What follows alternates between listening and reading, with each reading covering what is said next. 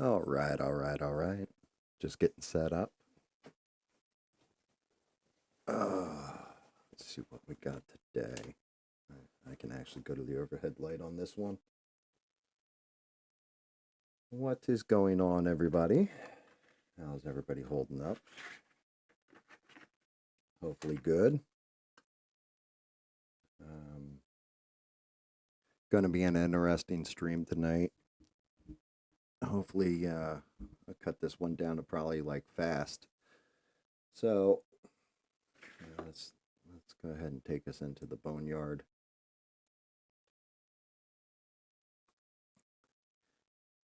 Yeah, definitely been an interesting set of days since the election. Um, Funny enough, I still haven't printed anything with the new printer yet, or the old printer for that matter. It's all been shut down. I got to kind of clean up the space where the printer goes, make sure I've got any resin residue wiped out and all that before I set up the new one. However, I'm looking through and trying to decide what I'm going to paint next. What am I going to paint next? What am I going to paint next? And I'm almost out of things that I have 3D printed. I need to get set up and get the printing again, and then we're going to have to do a priming stream. I mean, I've got a Gandalf sitting here. I've got a Pokemon. Got a couple things for me. We got the Luffy. Yeah, we've got the old Luffy bust that needs to get all primed up.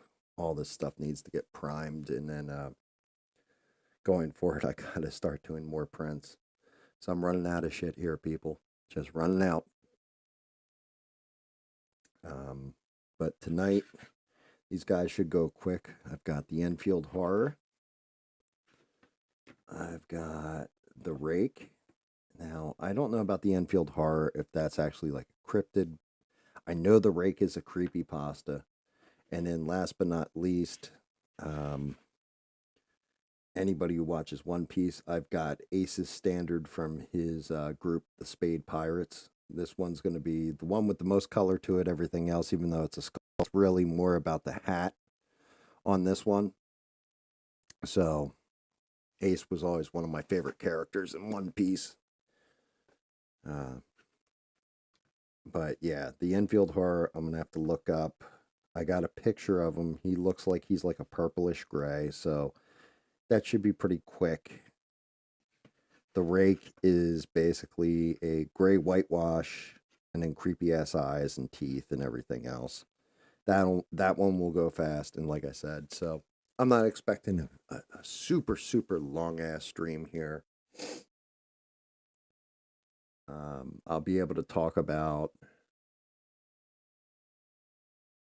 the South Kakalaki monkey escape because that literally happened a couple towns away from me. Um, that one, and I'll explain what happened with the monkey. Well, not how they escaped because that I'm still not sure, but I can explain more about why the monkeys are held there, what they're used for, things like things giving you that background detail that you got rereads that are like all infected monkeys are running free. That's not the case. The reason why they're telling people, watch your pet, watch stores, is because a pack of monkeys, regardless, are dangerous. They'll pack up. I think if anything, if anybody's listened to enough Joe Rogan, he talks about chimpanzees and how chimpanzees will go and like they won't even kill a person. They'll just rip their face and arms and legs off and stuff like that and leave them for dead, but they won't actually kill them. But a pack of monkeys on, like, say, like a dog, the dog might go after one and get a hold of it, but the rest of the monkeys are going to pile on and really hurt your animal, hurt your cat, what have you. Definitely some wild shit there. Um, I also wanted to talk about some of the shit that has happened just immediately following the election that man, it blows my goddamn mind. The Trump effect, basically, of what happened in the world. Like almost immediately, as soon as it was announced he was president, why that probably happened.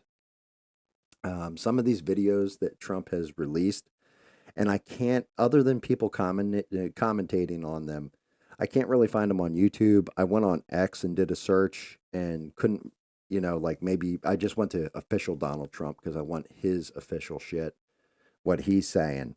And then Vivek went on Tucker Carlson. He was talking about some of the stuff, how they're going to remove the deep state, because one of the problems with the bureaucracy in Washington is, and I think Tucker Carlson says it best, like teachers have tenure. Well, the deep state in Washington, D.C. has beyond this tenure where you can't really just go in and fire them for no reason. So you have to find cause. It's very difficult to clear the swamp, so to speak. Um, but I think the plan that they've laid out, or Vivek had laid out, actually makes a lot of sense. It's doable, and it actually plays by our U.S. Constitution, which is the biggest part of it. So it's not just like, somebody going in and signing an executive order, and then somebody can come in and undo that executive order when they take power. But we'll get into that too. Just lots of different stuff to get into, I guess, to side talk while I paint. So it's going to be hopefully an interesting show. And, I've been watching the reaction from people that voted for Harris and have lost the election, and they're very upset. And I understand. I think if Trump had lost the election, you would have seen it on the other side where people were very upset. So that's fine. But at the same point in time, when Biden won, I didn't say, well, I hope he fails and the country burns. That's awful. That's the dumbest thing I've ever heard. If anything, I'm not expecting you to put on, grab your pom poms and a cheerleading outfit and go out there for the guy because you obviously hate him. But let's hope that the change and the things he wants to enact actually bring America back to America as it's supposed to be. Like back to that, close to that original experiment. And I know there's some idiot out there. It's going to be like, oh, you're talking about back when they're slaving and, enslaving people and stuff like, no, not that dumb shit. We've progressed way beyond that. 1960s was the Cultural Revolution as far as that was concerned. That shit's been done away with for 60 years. We've moved beyond it as a nation. I think we can all agree racism's bad. We can all agree transphobia is bad. Misogyny's bad. We can all this shit is just terrible and awful.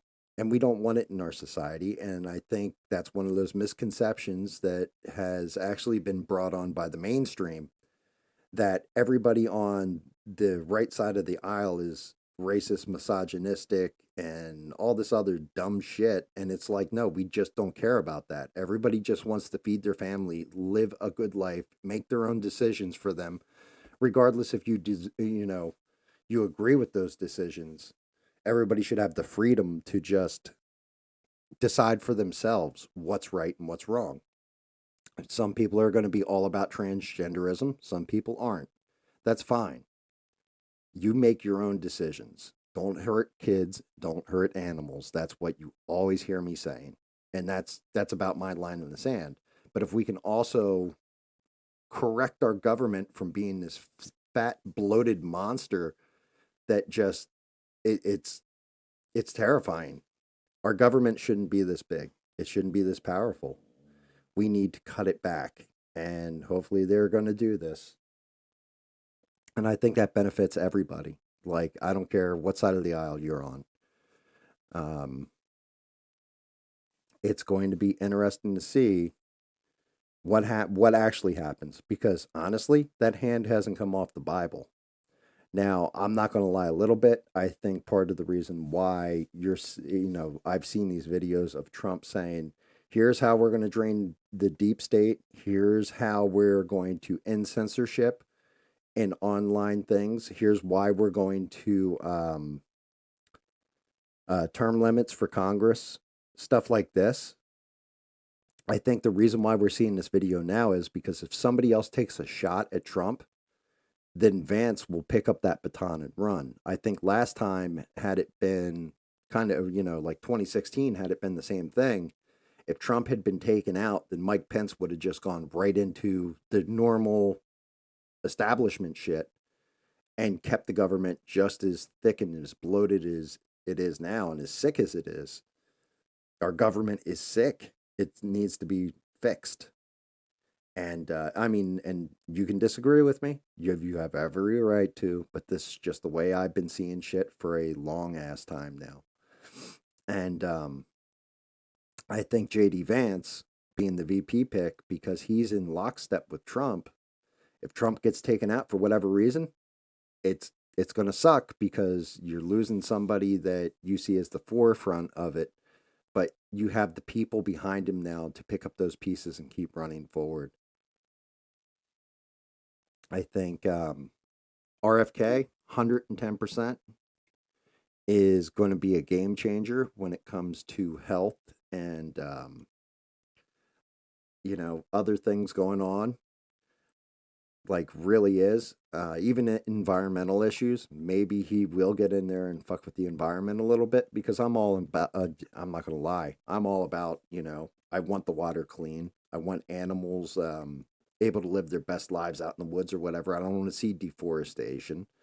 I don't want to see industry turn nature into, what is it? They turn paradise into a parking lot. You know that old song, Big Yellow Taxi. I don't want to see that shit. That's not what I'm all about either. I'm very in tune with nature. I live out in the woods for a fucking reason.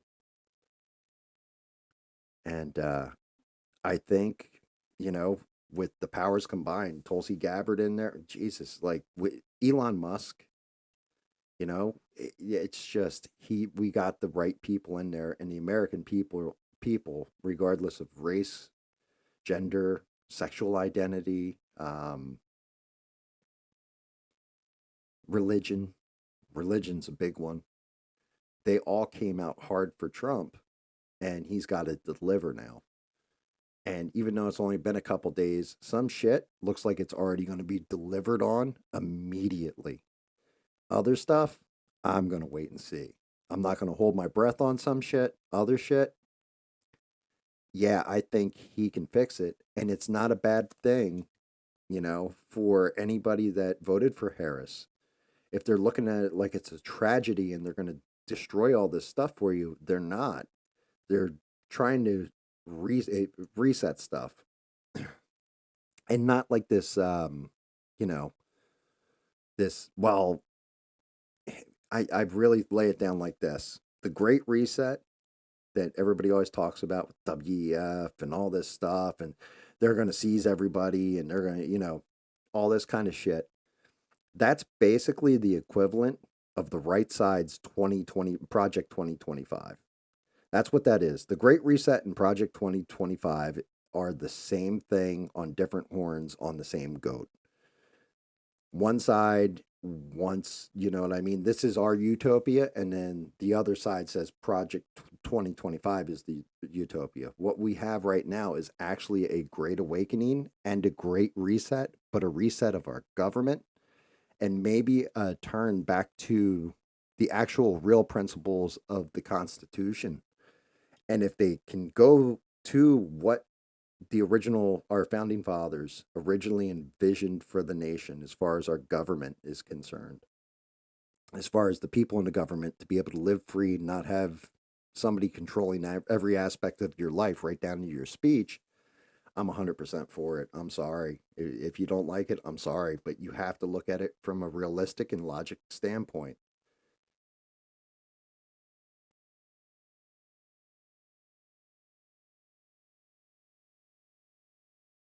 What's up, Jay? Let's see. I wonder what made Elon make the switch to the Trump team. Obama gave him the start and pulled him out of the hole. So, what made Elon? There's a couple different things that made Elon switch over. Now, the final one being Trump, the first assassination attempt on Trump was, according to Elon. Let's get the old Frogzilla special of Monster fired up here. What made Elon switch was a couple different things. One was him buying Twitter. And the reason he bought Twitter initially was, if I remember the stories correctly, the Babylon Bee. The Babylon Bee got censored on Twitter for putting up a satire post, because that's what they do, satirical comedy. And Twitter legit silenced them and pretty much like knocked them off the platform until they retracted it. And Elon got pissed about it because he's like, yo, you're kind of cutting out free speech here. Then he made an offer. They called him on that, thinking that he would never follow through. He did. You know, he said, hold my beer, here's my money. And he bought Twitter, turned it to X. And then once he bought it to X, I think it was like 50% of the staff freaked out. I think 25% quit. Then he fired another big chunk of them and cut it down to nothing. And then he started seeing the shit that was going on in the background that our government was doing. Like, hey, yeah, I'm so and so I'm Joe Schmuckatelli from the FBI, and we don't want this speech out there. We don't want this point of view out there. It needs to be censored. It goes against stuff. And he was like, you know what? I'm taking a hands-off approach here.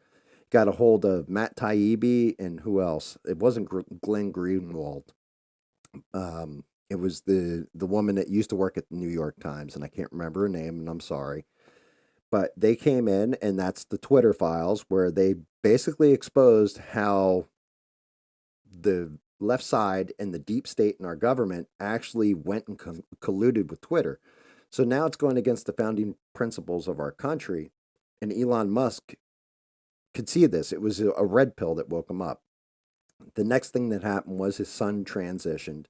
And when they did, he gave this, I remember he gave an interview where he's talking about how his son was dead name, you know, like, my son is no longer my son. And they took my son from me, basically, and changed him into something else, all on their ideology. So that pushed him a little bit more. But then when the first assassination attempt happened with Trump, and he stood back up and did the fight, Elon said, that's the guy that needs to lead the country. That's the one that can fix everything. And that's when Elon full on endorsed Trump and threw in with him. I think he was going to sit on the fence up until that point. And the moment he did, immediately they started canceling SpaceX launches, started demonizing Starlink. You know, like, really, we started coming down on him. I know there was a lawsuit in there. But then he saw exactly just how corrupt this system is if you're not on one side.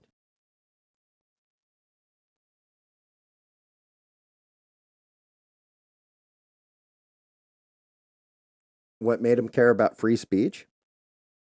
Well, the whole thing is, if you're not free to speak your mind or have ideals, and it legitimately goes down to just, you got to look at Elon from a genius perspective, even though I'm not a genius, but I play one on TV, kind of. Not really.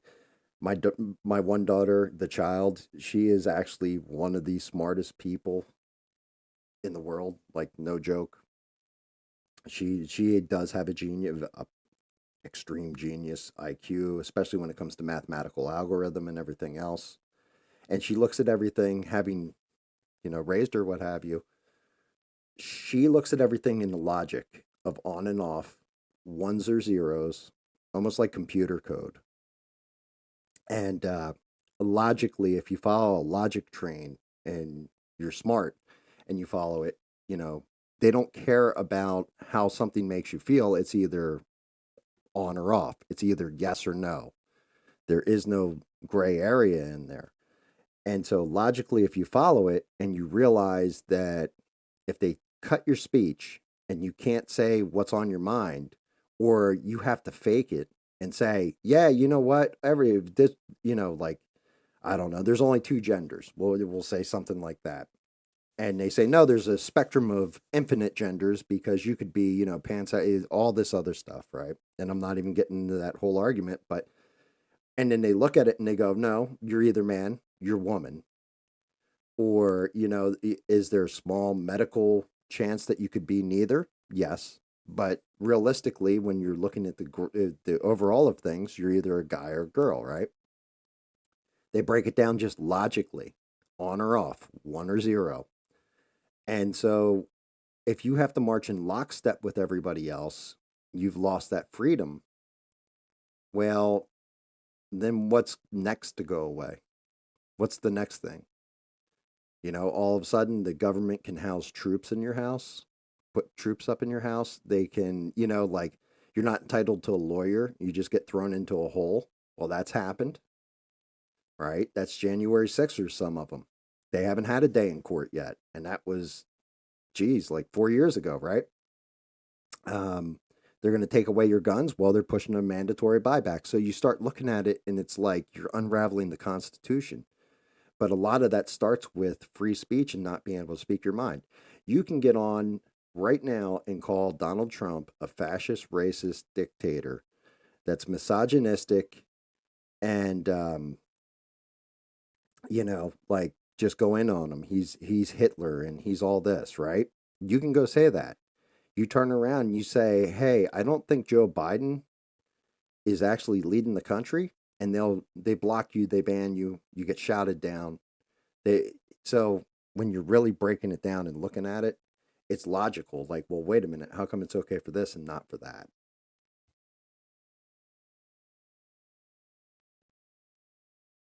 Hey, what's up, Devin? Hey, Mister, how are you? Um, but yeah, I think something with it made Elon, you know, just look at it and go, "Hey, something's not right here." And like I said, he's a weird dude, and I'm not even going to try and get in Elon's head because I'm not smart enough to. But reality is, I think he just saw it and said, well, they're starting to do this, that, and the other thing. Let me investigate into this. And when he did, it was like, what the fuck? And then as it got more personal with his kid, that really pushed him. And then Donald Trump almost getting assassinated was the final nail in the coffin where he's like, that is the guy we need. The guy who's going to get shot and get the hell off the ground. He saw the measure of the man, like I was talking about in my last stream, and he endorsed him.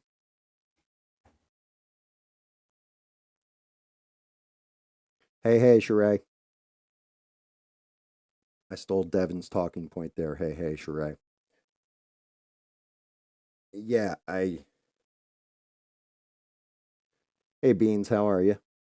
Oh, shit. You know what? Where the hell's my mouse? There it is. Let's do this before I start getting to work here. Make sure that nobody's. Yep, that's what I was afraid of. God damn it. I hate it when it does this. There we go. Switch that over to live chat. Um, this way, there's no issue. Talking about like people freaking out and how over Trump winning and how it's going to be all right. Like if you're on the left, and I know most of the people I'm speaking to are not on the left, but I'm not going to lie at all. A lot of my videos are getting a lot of views and not like a ton of views, but an all right amount of views, a lot more than what watch actually live. They'll watch a replay, I guess, of it. And so some of them may be Harris supporters, and I want them to know it's all going to be all right. Like nobody's coming to your house, kicking in the door, and taking you away and locking you up in an internment camp. Trump is not Hitler, and a lot of the stuff he's going to impose is actually going to be better for everybody. And like they've been lying to you. And it's a hard, bitter pill because you really got to look at I watch all the different news channels: MSNBC, CNN, ABC, Fox. I watch podcasts. I watch and I have shit running in the background the entire time I'm playing my video games or I'm doing it working on a 3D print or whatever. And hearing the way they talk on the left side of the aisle, if you really believe what they've been saying all this time, something like Trump taking a victory here, it's got to be terrifying because they've demonized the shit out of him. Now, some people like look at just like Charlemagne the God, like it seems like he's starting to get a red pill and go, "Hey, wait a minute, you guys told me it was Hitler, and now you're telling me it's all going to be okay." Shit like that, right? Like all of a sudden, like, well, wait a minute, why would you wish him well if he's like the next evil? Shouldn't we be ending this? And it's a wake up call. But when your reality is based on that, when you've actually believed everything they fucking told you, and it's all based on bullshit.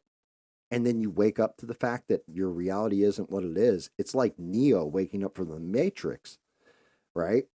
You're basically waking up and puking on the ground because it's like, this can't be real. This can't be real. I know what's real. This isn't real. But you guys, most of the people that are in the live chat, you guys have known this the whole fucking time because you were smart enough to look at everything and not just take somebody's fucking word for it. And I mean, this shit is going to be terrifying so as much as I would like to see people taking a victory lap and dunking on people, I've legit just been talking to people that are on the left, like talking to them and asking, why do you think this way? What do you think this? And what's terrifying to me personally, where I finally check out of the conversation, is when all of a sudden they start spouting out the talking points that I've seen on MSNBC or I've seen on CNN from like the people that are, getting the clicks and pushing the narrative so they get people to tune in. And it's like, I can tell them it's bullshit, but instead I'm just telling them, look, maybe you're right, maybe I'm wrong. Let's watch for the next 4 years and see what the fuck happens, though. Don't go off the hook. Don't freak out yet. Let's see what he does. Let's see if this actually works out. And my argument's always, I watched Joe Biden win an election. I didn't say, hey, he cheated or, everything. No, he won. I don't care if he, like a boxing match and he put horseshoes in his gloves and punched Trump in the face with them and knocked him out. He still won, right? Accept it, move on. And see what happens over the next 4 years. Well, unfortunately, the past 4 years were a fucking disaster, in my opinion. And Trump coming back in, maybe it'll be a disaster. I really don't think so. I'm gonna, if I got to put down my money, I'm gonna go with a 95% chance that this is going to be a golden era for America. That things are going to change fundamentally, and that's because of the other things that I've been watching and watching what's actually being said and being laid down by policy, or what his policies are up and coming, and seeing that a lot of this shit that he kept under his cap and wouldn't get into specifics on, he's starting to get into the specifics on it. And my God, is it good for everyone?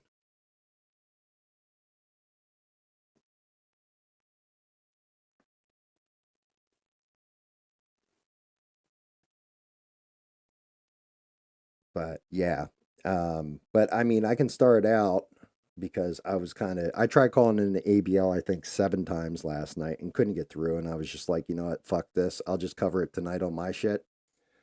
So the monkeys that escaped, the 43 monkeys, I hate it when people touch on something and know half of it and don't really get into it. So the whole thing with the monkeys, and I know that's probably why Beans is here. She wants to hear about the fucking monkeys. I don't know how they escaped. It's about 2 towns away from me. It's a lot of woods and swamp in between where they're at and where I'm located. But the way it works is they bring in monkeys and other animals and keep them at that facility. And they're there. They're not infected. They're not treated or tested on or anything at that facility. Instead, there's this island that's off the coastline in South Carolina, and that's where they take the animals and they do testing on them. You guys have all heard about this island before in the past on the news. That is where, and I'm sure some of you will remember the story, some of you won't, but Dr. Fauci actually oversees this laboratory. And in this laboratory, he was taking beagle puppies and he was severing their vocal cords so he didn't have to hear them cry, and then putting these worms in their eyes trying to figure out some kind of cure for it, I guess. But he was basically torturing these poor puppies, and people had a huge outcry. They actually ended up taking the puppies away from them. Now I think they experiment on rats because it became such a public outcry about it. what's his name? Paul. Not my buddy Paul, but not Ron Paul, but Ron Paul's son. What the fuck's his name? Had a whole big thing about it. And the other experiment that Fauci was running was on these monkeys, and you can probably go back and find a news article on it. But what they're doing to the monkeys was they take the monkey, they basically strap it into a chair or some kind of device to restrain it, and then they hook up these electrodes directly into the pain centers on their brain to see how much pain they can take, and they push them till they kill them. So that's what the monkeys are for. Other stuff they'll run on there is cures for Ebola, stuff like this, but it's all done on this one island. So if anything escapes, it can't get across the water. And this is just basically the holding facility for those monkeys before they ship the monkeys off to have testing done on them. So the monkeys have escaped. They're out in the woods somewhere. The big thing why they're saying, don't let them in your house or don't let them around your pets is, and I kind of touched on this at the beginning of the stream before all you guys were watching. The big thing with it is that if you have a dog, even a pit bull, right? Pit bull's outside, it sees the monkey, it goes after the monkey, it gets a hold of one monkey. Well, monkeys that are in packs like that, anybody who's watched enough Joe Rogan knows what a pack of chimps will do to a person. Well, a monkey will do that same shit to a little kid or a dog. So one monkey might get taken out, but the other 10 monkeys that jump on that dog are basically going to tear him to shreds. People are going to lose pets, children, stuff like that. So they're warning people. Plus, you might get somebody who's like, "Oh, look at the cute little monkey and all that," and try feeding it and keeping it as a pet and everything. And it's like you can't do that. Kind of goes back in that whole squirrel argument I had on the last stream, where if you have an exotic pet like that, you need a license for it. You need to make sure it's vaccinated with certain shots and rabies and all this other stuff. Now, I think what's going to end up happening is they'll either catch the monkeys, what have you, or nature itself will wipe them out because they'll get too close to the swamp water, stuff like this, and alligators will actually take them out. Snakes might take out a couple of them. Hunters, South Carolina is a constitutional carry state, and I'm telling you, I hear people out practicing all the time. So they might see the monkey, even just freak out because they think it's, going to infect them or it's an infected escaped monkey and take it out. But I'm also waiting to see because pretty soon we'll get reports of, there's a chupacabra in the woods or something out in the swamps of South Carolina. There's a chupacabra, blah, blah, blah, blah, blah. And it's going to turn out to be one of these escaped monkeys.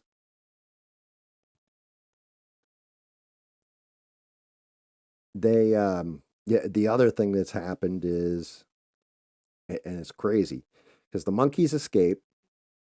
So that was kind of a story down here. And then 2 counties away from that, 14 inmates broke out of a jail and escaped. And then 2 days ago, no, wait a minute. What's today? Today's 10th. So 2 days ago, we go to the gas station. I had to get smokes or what have you. And the doors got like a huge board on it. And this is like 5 minutes from my house or what have you. And my wife goes in to get smokes, comes back out. I'm like, what the fuck is up with the board? And she goes, yeah, I asked about it when I was in there. She's like, the lotto machine's down. Apparently 2 guys in there. And she said like flooring was ripped up in near the door to the gas station. And what happened was one dude went in there. I guess he had a beef with another guy. The two of them drew down on each other. And one got shot and deleted and bled out on the floor so bad that they had to tear the flooring up. But shot the lotto machine, shot the door out and what have you. So I looked up arrest reports. Sure enough, there's one guy who just got sentenced, 22 years old, and he's in jail for murder.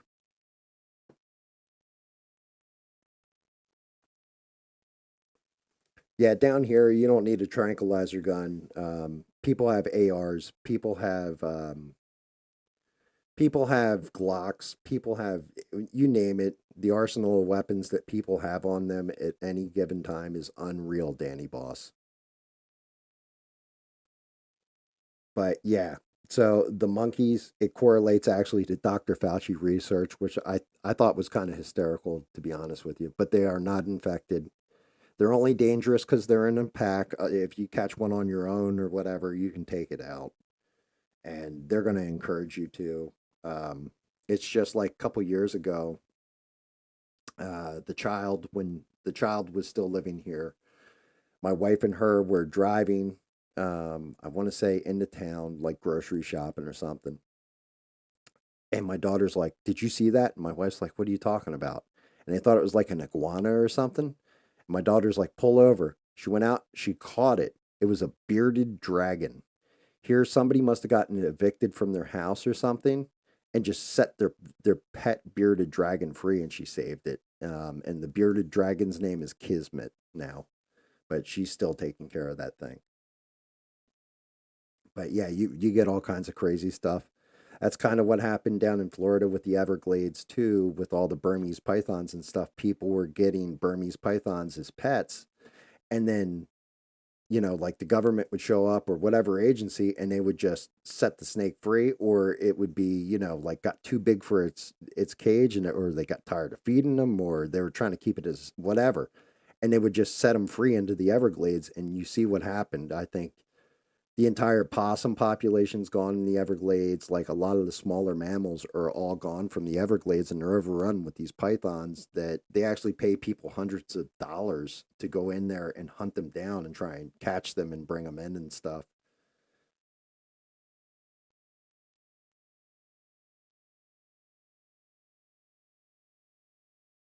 Yeah, sometimes you got it. Well, that's just it, mister. The thing that bothers me about it is what kind of research are you actually doing when you're hooking up electrodes to a monkey's brain directly into its pain centers and shocking it until it passes away. Like, why are you torturing this animal? What, you want to know what happens when you electrocute somebody's pain centers? Like, well, I could have told you that, and I'm an idiot. Like, come on now. Come on now. Like, that's you're just kind of fucked up. It's the same thing with the eye eating things, you know what I mean? Trust me, if I can catch a couple of these scientists and do some of the experiments they're doing to the animals, you wouldn't even have to pay me. Wouldn't even have to give me $1.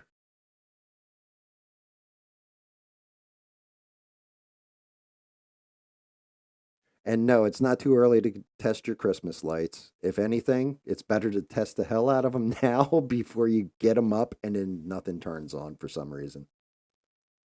Go all Clark Griswold on it. All right, let's start with this. Let's start with the rake while I'm still talking shit. But yeah, one of the bigger things I was pretty disappointed I didn't hear anything on. Like the monkey thing, okay, that's an interesting story, right? That's cool. That's in the news and all this. What's more important is these little Trump videos that I've only seen the commentary on, and I posted a couple of them as I've seen a couple different commentators talk about them, but I'll fast forward through the commentary and just listen to what Trump's saying. One of them was about censorship on the internet and some of the regulation he's going to put in place where they can't censor speech. If they're shadow banning somebody, anything else, they now have to notify the creator. Um, if you work for an intel agency and you quit the intel agency, anything like this, then you have to wait. I think it was like a 5 or 10 year period before you're allowed to go work at one of these social media companies. Like, brilliant, brilliant, brilliant shit. Like, now you don't have like the bureaucracy choking people out on their free speech.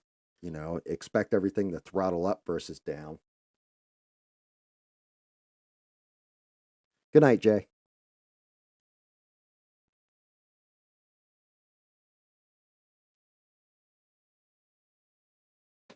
And is it 7 years, Devin? Devin, you've been watching this stuff too, right? It's like 7 years or what have you.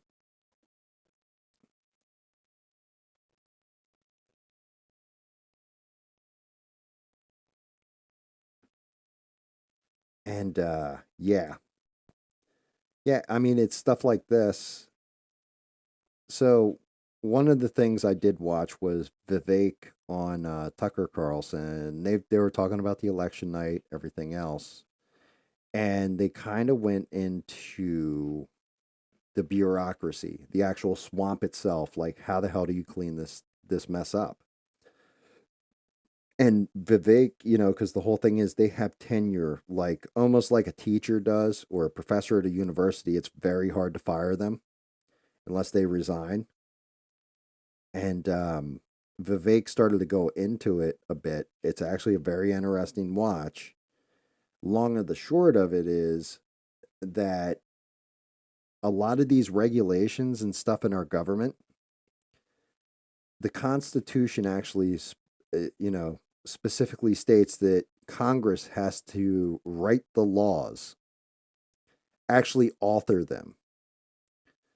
And what's been happening is the Congress people aren't actually writing the laws.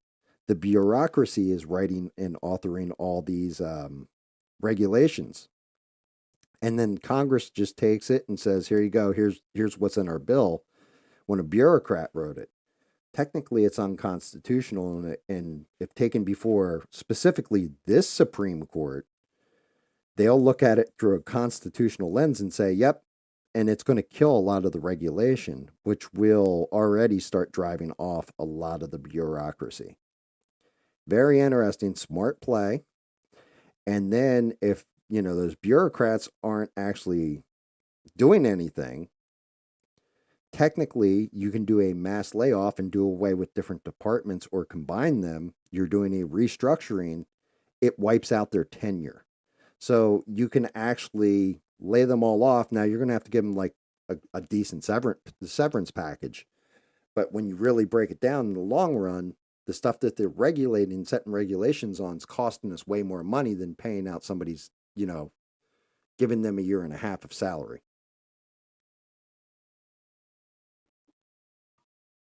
It's a fundamental change that, honestly, in my opinion, is way overdue.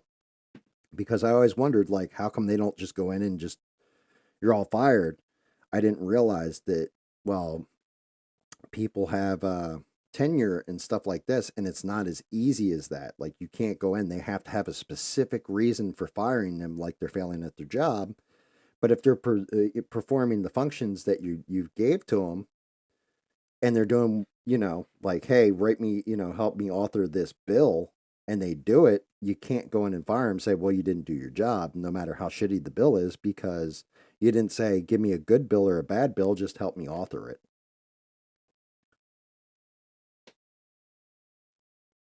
And that's just it. Um, I was also, when I started up, I said I was going to talk about the Trump effect. And just Trump's hand hasn't hit the Bible yet to be sworn in.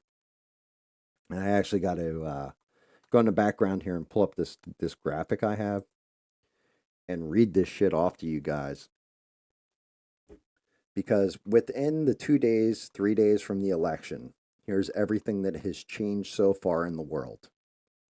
Now tell me at the end of this if this is all good shit or all bad shit. The stock market hit record high. Migrant caravans, they dissolved at the border, and then one that was supposed to come up got cut in half. It was like 10,000 people or something, dropped immediately to 5,000 the moment he won the election. Hamas called for an end to the war. The Houthis called for an end to the war, and Qatar kicked out all of Hamas's leadership from their country, said you got to go. Bitcoin hit a record high. Putin has said he's open to talking with Trump and ending the Ukraine war, and he looks forward to it.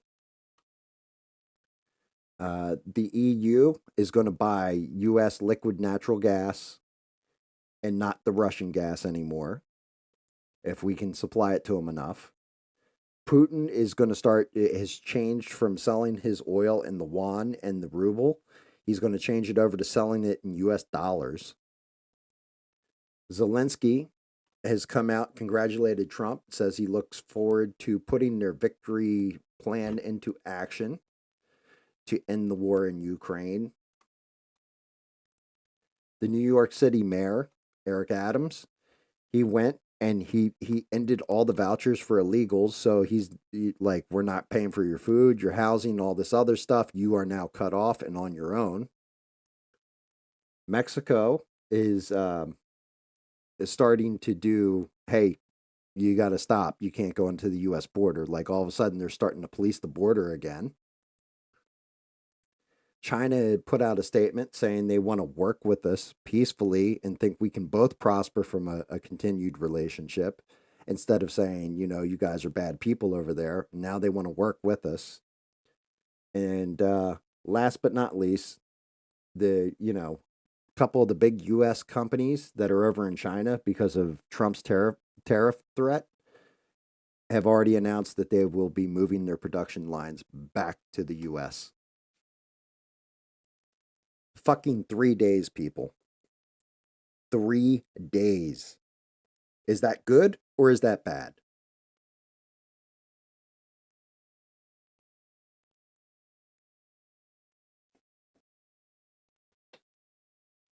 Yeah, and there you go. Trump talked to Putin already.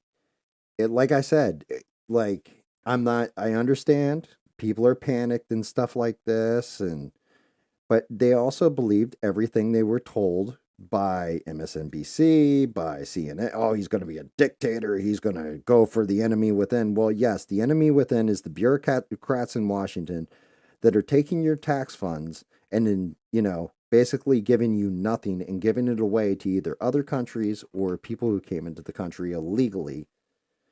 You know, they're using your tax dollars not for what you want, not for what you need, not to make your life better, but making it worse.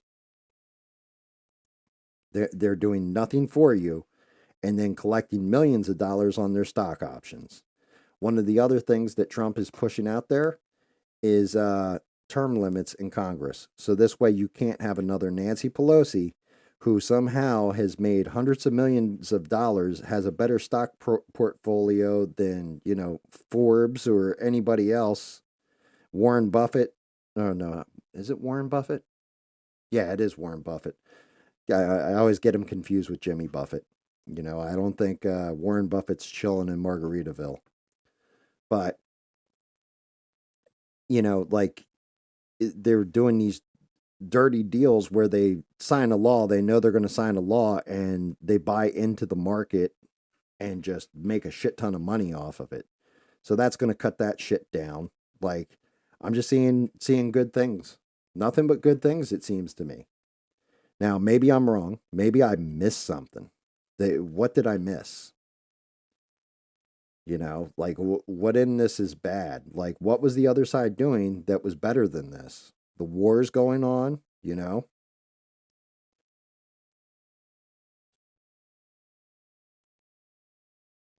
Devin's like, I get him confused with Warren Beatty. Well, we all know Warren Beatty's so vain. He even thinks that song's about him, even though it is.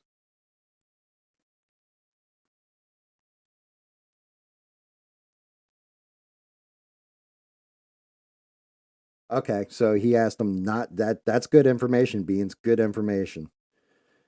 Yeah, I mean, don't escalate the war, and like same thing with Zelensky, like pull back on them drone attacks that you're doing at Moscow. Don't keep poking this fucking bear, cuz honestly, if you guys go to peace and you can figure some shit out, like if that can get fixed. I know Trump said the billions of dollars, like, and this was one of those other videos where he's talking about the billions of dollars that we're sending to Ukraine will be used to house homeless veterans and then set up tent cities for other homeless people, and they'll have a choice.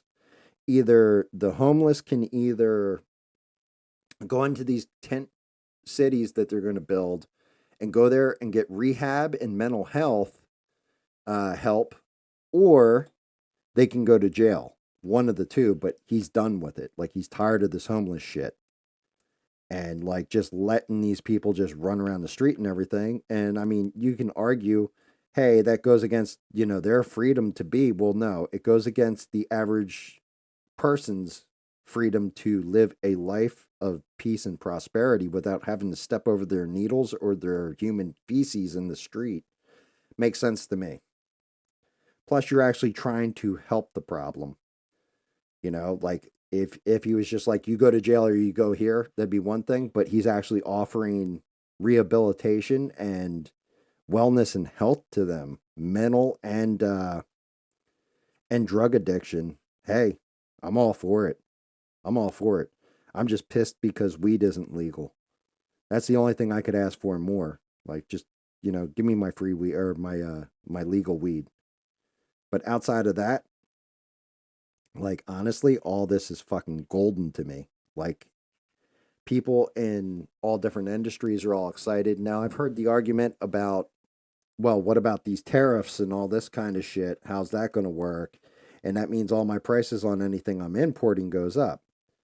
Yeah, but if he does what he said he wanted to do, which was take the tariffs, apply those tariffs instead of your income tax going to the Fed, man, that's a game changer. Because that means employers won't have to pay out that extra tax and payroll. It's actually going to cut back on their costs by a shit ton. Because whatever you put out in taxes, your employer covers the other half of it. That's why a 1099 hurts, because if you're only paying a 15% tax and your employer pays the other 15% of that tax, or 16%, whatever it's at currently, then when you 1099, you automatically send a third of whatever you make off to the government. So it's going to change the game.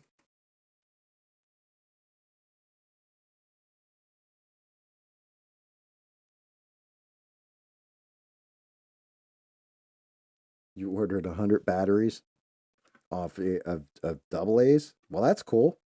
I've got batteries for days too myself. Like, I think I've had triple A's and double A's mainly, but I've always got them on hand. And if I'm not mistaken, I think they're off Amazon too. I always keep them on hand. All kinds of different electronic devices seem to fail.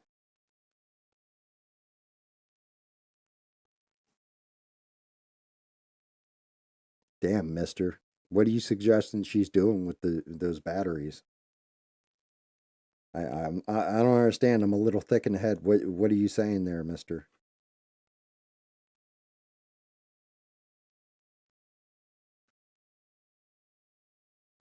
Yeah, it's shit's about to get real interesting. But I also see it as this could be a golden age. The thing I would ask anybody who is liberal, who thinks Trump is a demon, don't freak out.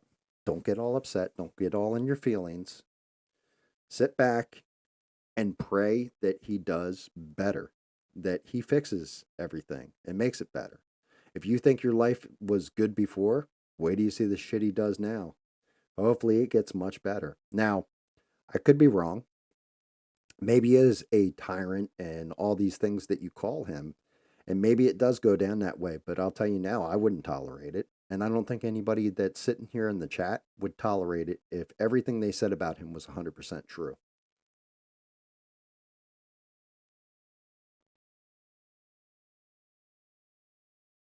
Holy shit.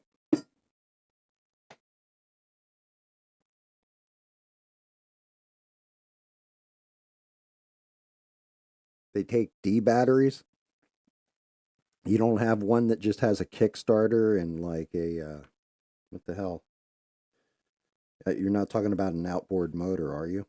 Or a motorcycle? Like, what are we talking about here, people? What's going on in this chat? Did the chat just get funky? Is that what I'm saying? And Devin enlightened everybody on stuff. Is that what's happening here?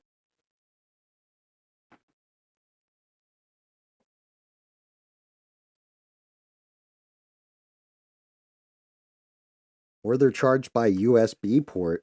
What? Wow! Wow! Wow! Wow! Wow! So it's basically like a Tesla version. Is that what you're telling me? Like it comes with a rechargeable battery now? Holy shit.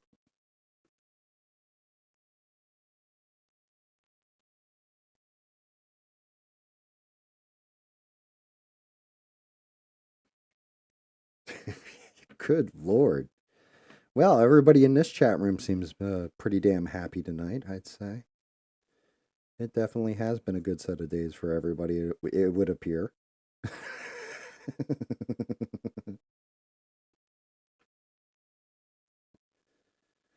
Yeah. The other thing I would say to people that voted for Harris or what have you is this. If you want to argue gender identity or, women's reproductive rights, all this stuff, that stuff's okay, that's important.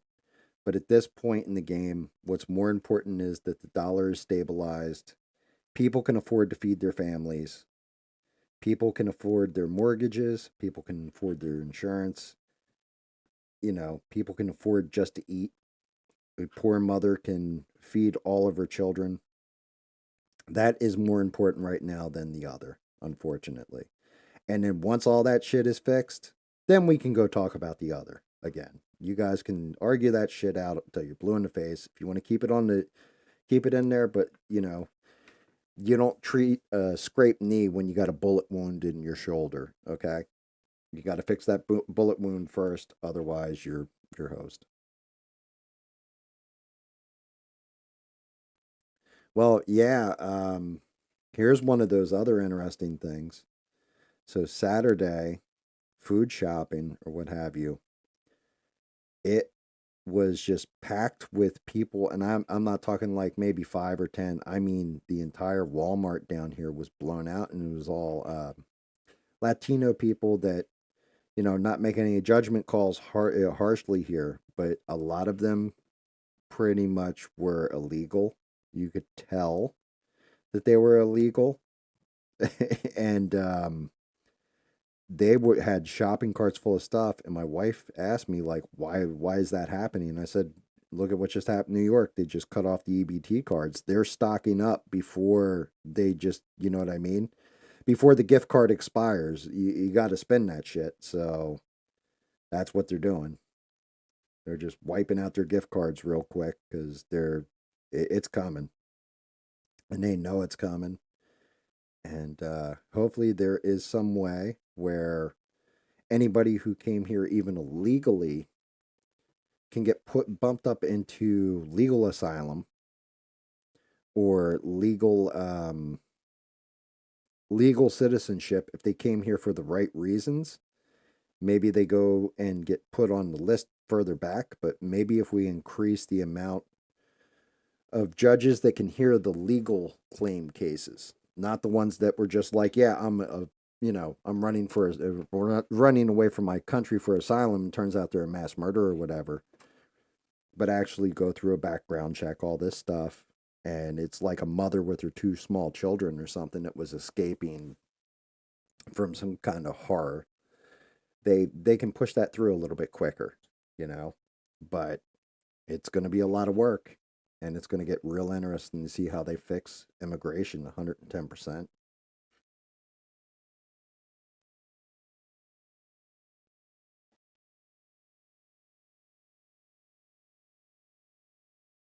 Gas was at 249. What was it the other day? See, I'm not entirely sure because I mean, yes, gasoline prices and propane prices will drop. Shit's going to get cheaper. That's a beautiful thing. But yeah, that was to be expected. Like everybody knew that one was coming. That one's no shock. But the big thing is, drill baby drill. We have to see what the hell happens with it, because it's not so much just about the leases on government land and what have you. It's also about them prospecting the gas.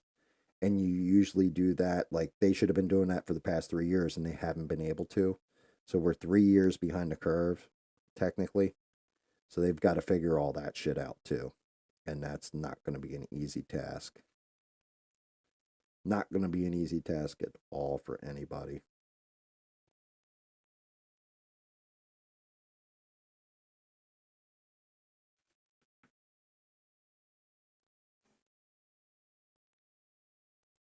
I don't know. I see, but here's the problem, right? They may not have had a criminal record. Doesn't mean they automatically get to stay either. And why I say that, Beans, like I agree with you that I think they should get pushed up the notch a little bit compared to everybody else. But the other problem is this: it's illegal to cross our border and come into our country the way they did. So technically, they broke the law. But I think if it is, like say it's a woman and her two children, and it went through all these horrors with the cartel, everything else, to come here illegally and get in here, and then she did it legitimately for a better life, all this kind of stuff, and men too, say like a guy with his two kids, what have you. I think they should be just prioritized over people that were just like, oh yeah, I need asylum too, and just walk the hell in. I think they should take priority. Like I think it's like a triage. They need to do it in a way where it's like, okay, yeah, you fucked around, we caught you, but let's go from here. It's going to be a lot. Yeah, if they came through claiming asylum, that's one thing, right? If they came through claiming asylum and then you can prove that there was no reason for them to come through claiming asylum, though, that's a problem because they could have just stopped in Mexico. But that's one of those wait and see deals, is kind of where I'm at with it. I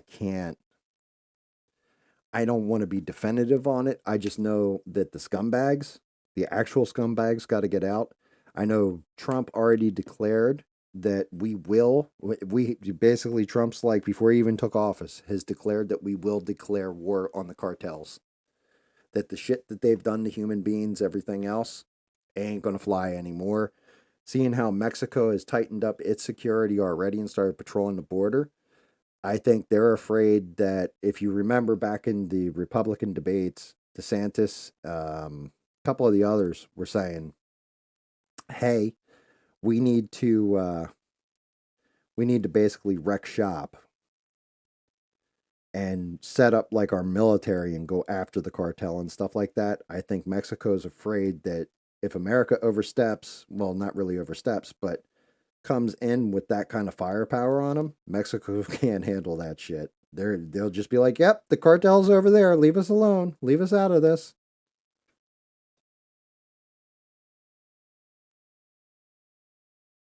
Yeah, and that's just it, Beans. I agree with you. I think it's a good thing. I'm happy people want to come into the country, and like, as an immigrant yourself, they should. Why should anybody be treated any different than you were treated to get here legally? Like, why should it be that, they get that free pass? You didn't get a free pass. So I agree with you.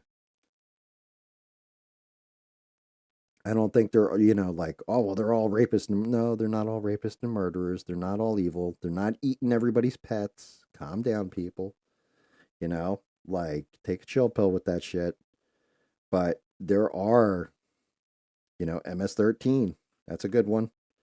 I can't even pronounce the name of the one that's out in Aurora, Colorado, that took over the complex. I can't even remember what the fuck they're called. The Venezuelan gang. Those are bad. Those are people that have no problem tearing out your heart and mailing it to your wife in a box. Like, they need to go. They're not good for the country. They're not good for anybody. They weren't even good for their own country, which is why they got thrown out of it.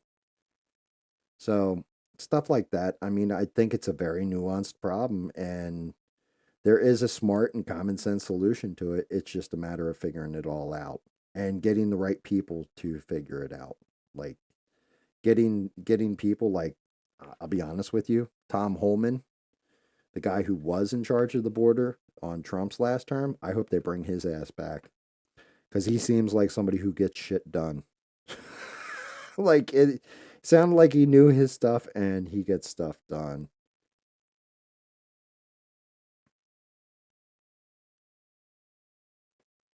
Yes, and that is, and no lie, right there. I know you're making a joke, mister, but you're not wrong either. You do got to kind of assimilate into American society.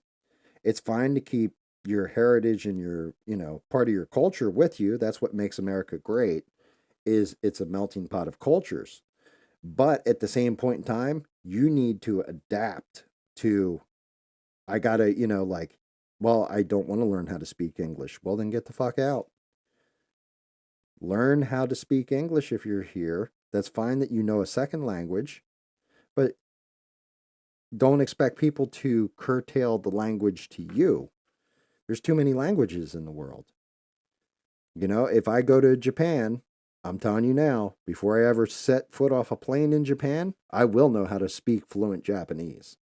If I go to China, same kind of thing. Unless I'm there, like as a tour guide, or I mean on a tour or visiting, and I'm going to go home in 3 days. But if I'm planning on making like one of those places my home, I'm fucking learning the language immediately. Like before I even get there, if I can.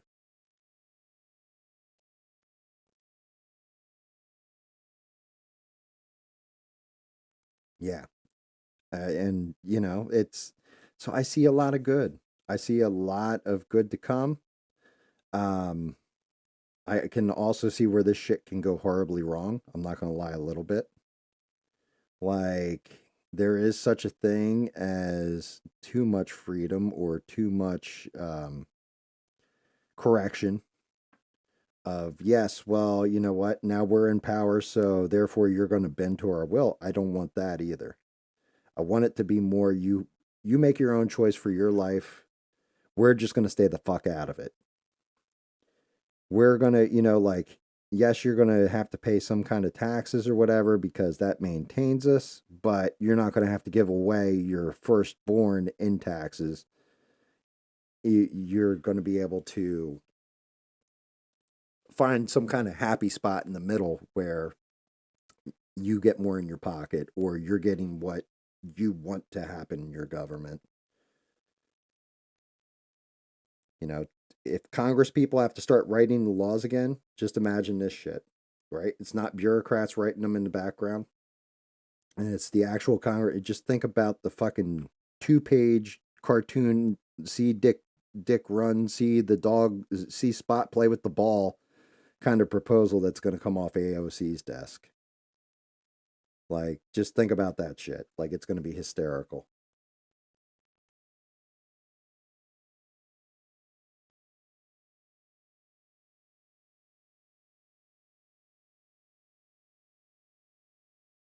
Right. There you go, Beans. So that, and see, like, that's the way that shit, I'm not going to say should be. Like, I wish that was a little bit more streamlined because if you're lending something and benefiting America in a way, I think they have to come up with something where it streamlines it.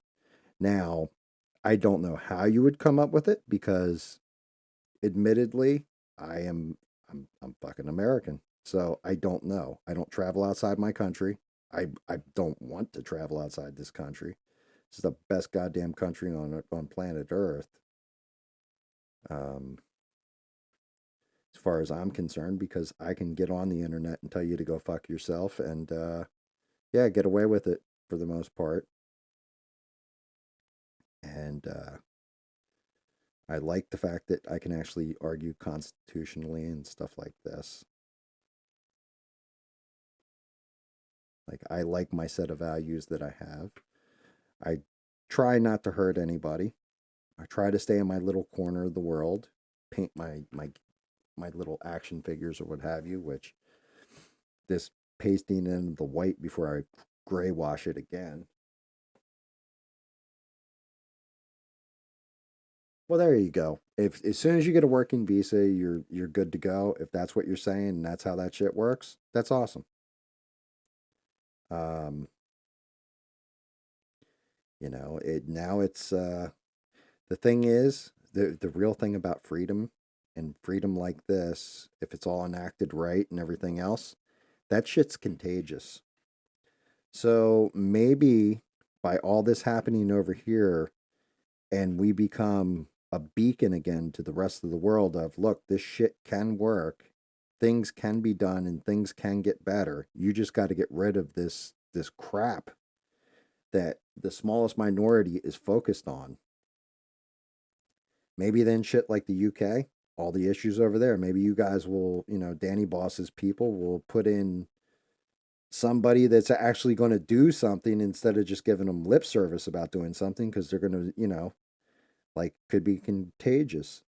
Maybe you'll see China like, yeah, well, not only are we backing off Taiwan, maybe we're going to embrace the leadership of Taiwan a little more. Stuff like this. You never know what's going to come from what you're throwing out in the world. So I really do think it reminds me of the late 90s, 99 going into 2000, which is probably before some people in the chat are born, but there was this feeling in the air that of excitement, because you didn't know if it was going to be, oh well, the clock's going to strike 2000, the world's just going to blow up on itself because of a Mayan calendar. Well, actually that was 2012, but everybody thought like Y2K might be the end of everybody in the entire world, and everybody was paranoid as to what's going to happen. And instead, nothing happened. It was just another New Year's. It was just another day. So, looking at it through that lens, even though right now it's historical and all that, the excitement with people is off the chart, and it's good. It's sad for those that feel like, hey, my person didn't win, and I believe everything the media is saying, most of the mainstream media, but yeah, the reality of the situation, the real deal of the situation is it's all right. Everything's going to be okay. Dude, Y2K, mister, I made so much goddamn money from fixing people, like adjusting people's computers. I mean, it was a fucking grift and a half. Like, no lie, that was an actual, like, honest to God, what the fuck are we doing here? Like, you're going to pay me X amount to come in and just make sure all your computers are Y2K proof. Oh, well, here you go. I'm just going to load this disk, and it's going to adjust the dates on everything. Like, take me about 5 minutes per computer, and you're going to get charged 2 hours per computer. Like, holy shit. Holy shit. What a grift. What a great way to what a great way to make money. Correct. And you have to look at it from the other side's point of view, Bina, where, you know, it, if Trump had lost, how depressed would you be right now? How would you feel? What would your cope be like? Would you think the world's gonna, you know what I mean? And I try to warn you guys ahead of time that they're saying this, well, that's it for democracy, and they're going to do this and they're going to do that and they're going to do the other thing. Reality is it would have been the same. It would have just been another 4 years of Joe Biden's presidency. That's what it would have been, except for you would have had Kamala Harris, because it's not actually a real fucking presidency. He's not writing up his policies and saying, hey, here's what we're going to do for America. Here's what we want to do for the world. The reality is, the reason why nobody is running the goddamn country right now, Kamala and Biden aren't running the country, is because it's whoever's behind all of it running the country, and they're just figureheads for it. The fear part for the other side comes in that Donald Trump is actually running the country. It's the way it's supposed to be. The thing is, nobody on the other side of the aisle looked behind the curtain, like they looked at Joe Biden and said, oh, well, that guy's our president. He's running the country. And nobody ever pulled the curtain back on the good old Wizard of Oz and said, hey, what are all these midgets doing on these pulleys and shit, making them talk and walk and everything? What is this? It's because people actually believed one way when it's really the other.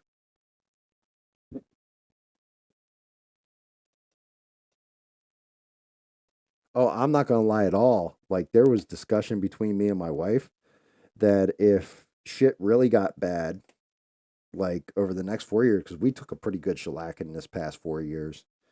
And there was a conversation we had where Costa Rica was looking like an option. And like I told her, I don't think it's going to play out that way. I'm pretty sure Trump has this. And I was right. He had it. Am I too dark with this? That'll work. Just need to wash them in this.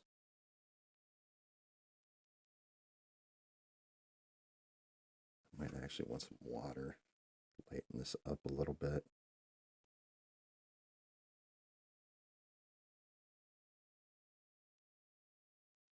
I don't want to go too thick. I should just dry brush the shit out of them with this because it's coating them way too much dark gray.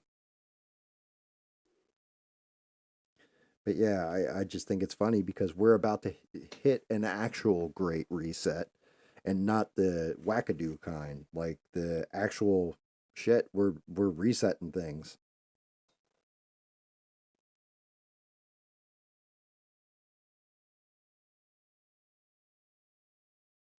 Yeah, we and I'll tell you what, we are in that time where I mean there's certain shit I would still love to see happen that won't happen, but I would love to see it. Such as, the Fed going bye-bye completely. But it can't happen. Like the more I've thought about it, the more that's always going to be an impossibility. Like we're not going to be able to do away with our federal government completely because states can't agree on shit. They argue over stuff all the time. So you're going to need some kind of arbiter between them. The fact that we're probably going to make Congress do its job for a change, though, is going to be interesting. People are going to hate that.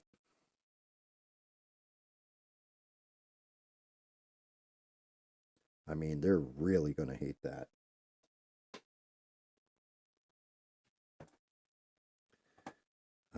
One of the beautiful things is, though, I think there is a unity as far as the country goes because, like I was saying earlier, you look at it, the victory that just happened, the American people are not buying bullshit anymore as an excuse. They've had it. The moment they can't feed their family and they're being told how awful everything was, you know, 4 years ago under somebody else, they don't give a shit. I was at least able to eat and be angry. Now I'm angry because I'm hungry. I'm hangry.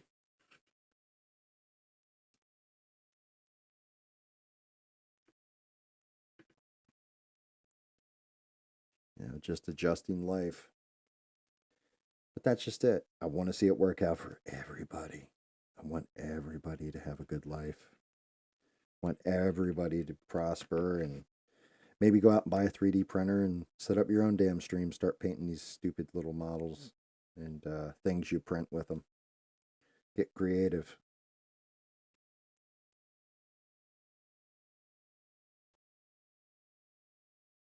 In America, you can have more than two toys. Depends on what those toys are.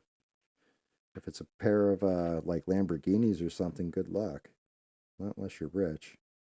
Depends on what you define as a toy there, mister.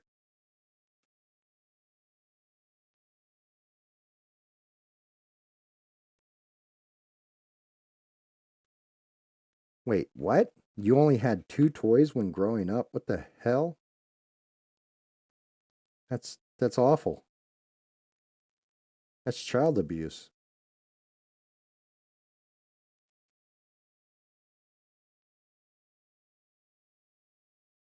What are we doing in this world? You mean you didn't have like Castle Grayskull and the whole like, Masters of the Universe collection? What the fuck?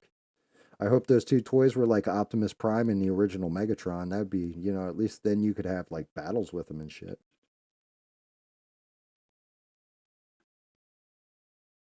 Yeah, Mister does listen when we talk, and that's a scary thing because he definitely has a way of bringing shit up that you completely forgot about.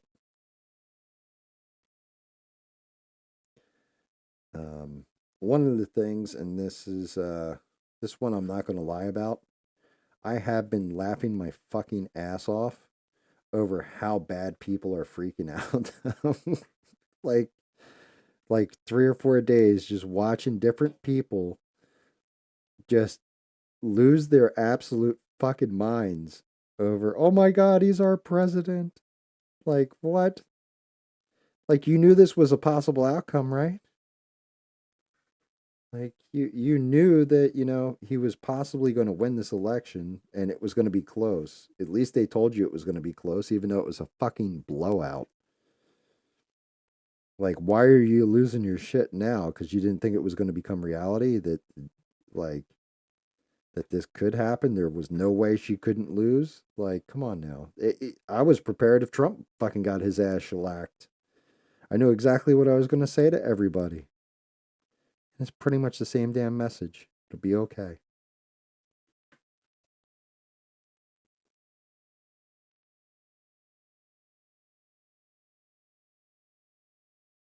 Communism and child abuse are the same thing, Beans. They're the same thing. Well, I mean, the bag of marbles, at least you can hunt squirrels if you get hungry, or raccoons, or other woodland creatures. You just make yourself a makeshift slingshot out of the elastic out of one of your socks and a stick that looks like a V. Just looks like that. You just make yourself a wrist rocket and go hunting if you get hungry. Always a way around it.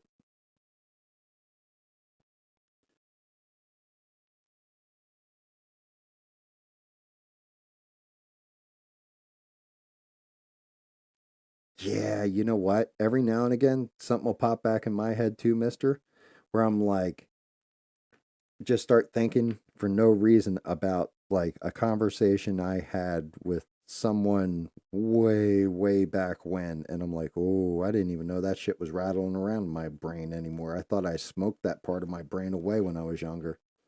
Thought I drank that part of my brain gone. But no, no, not at all. Like it still exists. It is. It's a blessing and a curse.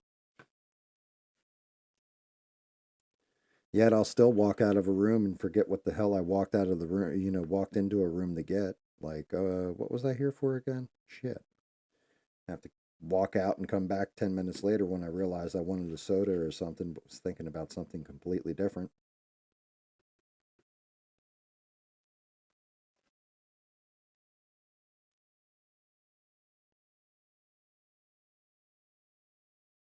Ah, it's easy enough to break down. Slingshots are slingshots. I got one in the back that's actually crazy. It's very small and nasty. I got all kinds of cool little toys like that. Like I got my sneaker chucks, I call them. They're nunchucks that basically will fit in the palm of your hand, and you just snap your wrist out, and they extend to full size nunchucks. It makes a little bit noise. It's about the size of a Leatherman tool, I'd say. Pretty cool though. Stuff like that is actually pretty good.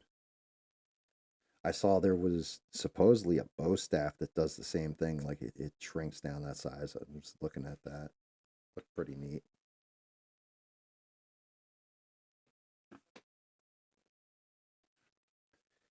Yeah, I think that shit's crazy. But it also,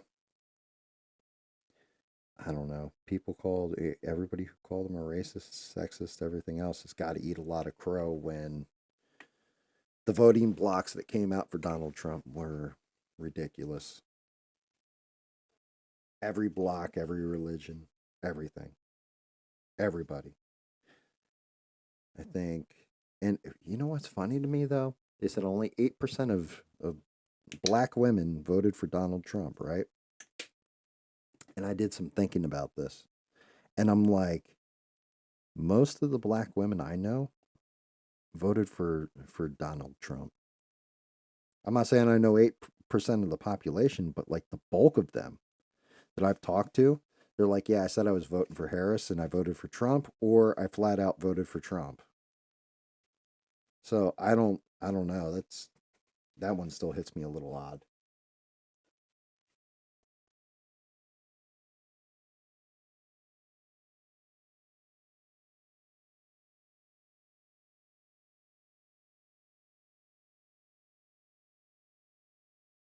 What? Well, you know why it didn't show up? Because she mentioned communism. Wait a minute. Wait a minute. You know what, Mister? You just pointed that out. I need to look at fucking actual YouTube Prime because I can see it on my stream on the side, but it didn't come up on my tablet either. It makes me mad when I see all these Marxist leftists screaming into their $1,000 phones, sitting in their $20,000 cars, complaining about capitalism.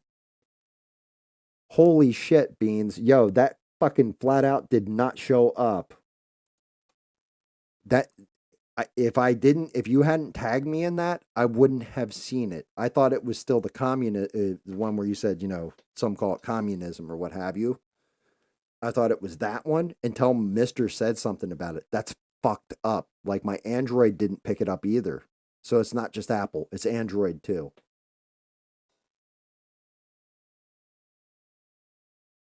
Mine switched to all messages. Mine switched to live chat on both the broadcast and on my tablet. So something that's fucked up.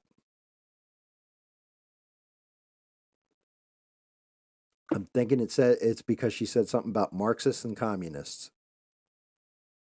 But yeah, that's a whole bag of dicks right there. That's some bullshit. But yeah, and that's why I just read that message off because legitimately, like, that's one of those what the fucks. And that shit is going to go the way of the dodo because that's something that Elon Musk, I think, would notice too and be like, send me a specific example. And it's like, here you go, here's my specific example. And they'll go, okay, Google, what's up with this bullshit? Explain this to me. I explain it to you. Somebody explain this one to me. I wasn't born at night. Definitely not last night.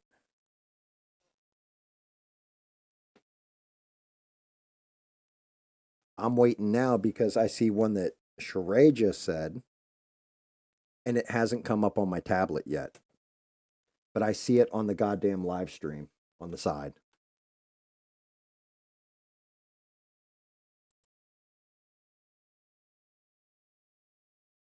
Yeah, something's fucked up big time.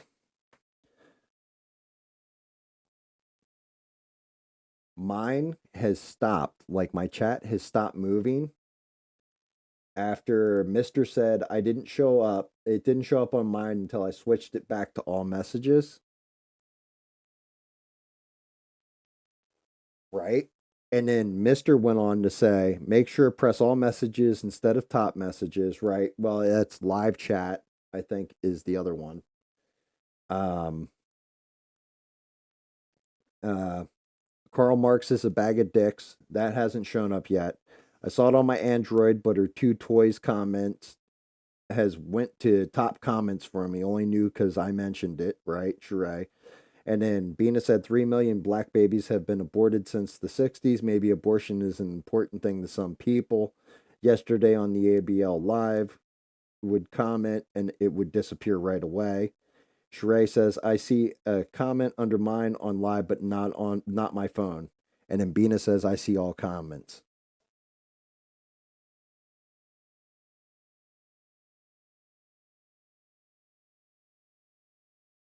I legit just had to shut down my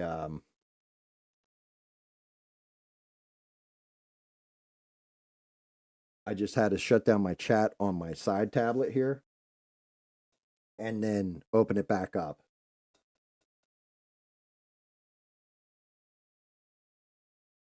Yeah, that was fucking weird. Yeah, that's what I'm saying. Like ever since Bina said something about communism and Marxist. So yeah, make sure you're watching. Unfortunately, I can't believe I gotta fucking say this, but make sure you're watching the side chat.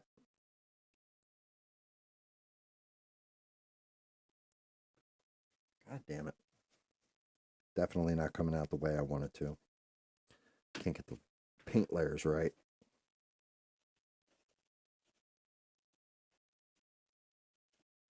But make sure you're watching the comments on the side, because if one's missing, there might be a way to retrieve it. I'm not sure. I don't know what's going on. That is not GAM censoring it. That is not Sheree censoring it. That is something to do with YouTube saying, hey, we can't talk about communism and Marxism. I've got all my shit to set to live chat, Beans. Once I refreshed my shit, it seems to have fixed. But yeah, I'm not going to count on that. There's no way I am going to count on that at all.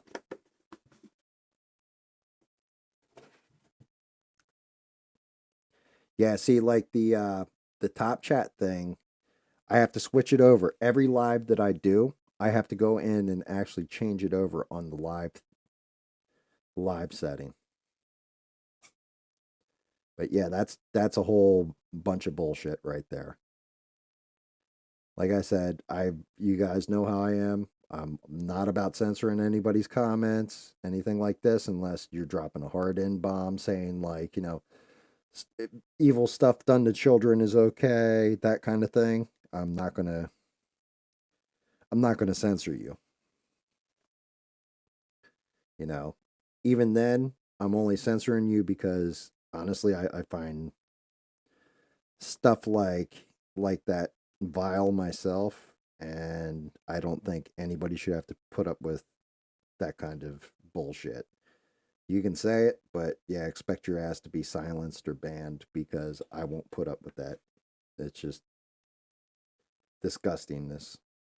It's foolishness that should have been abolished in the fucking 60s.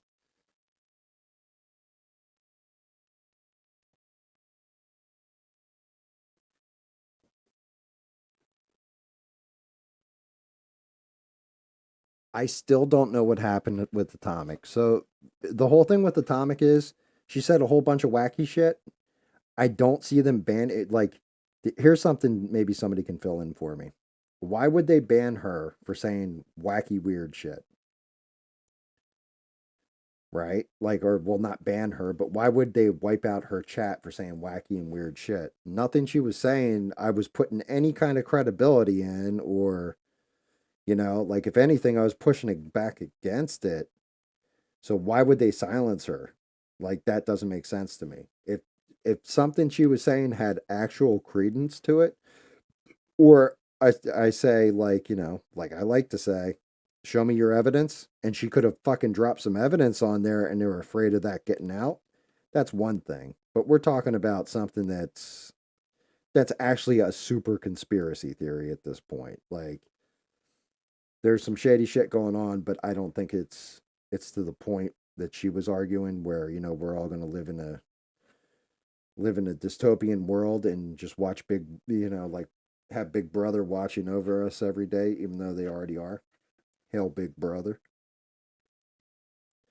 But not in the way she was saying, where they're just going to seize everything and the world's going to end and all this kind of crap.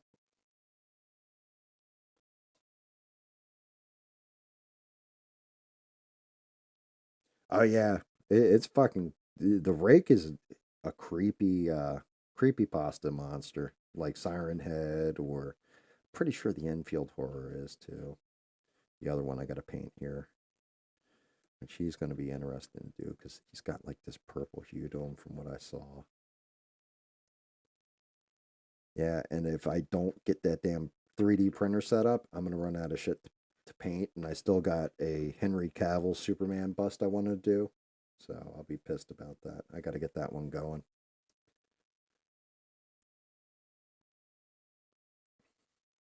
But yeah, like this YouTube censorship shit.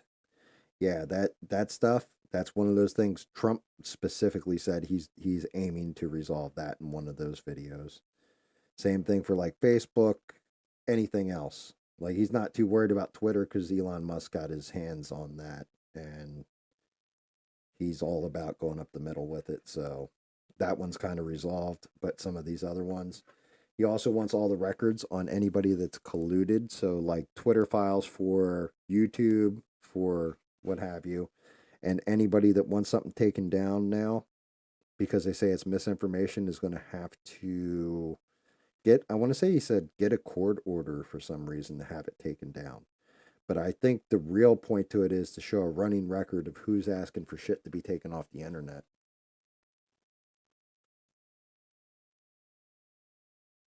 What is the picture freaking you guys out?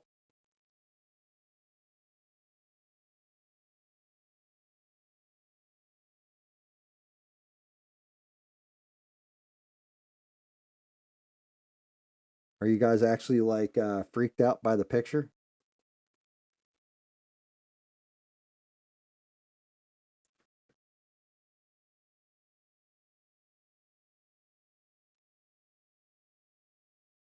Like I can turn it off if it's actually like creeping the fuck out of you. I'll turn it off.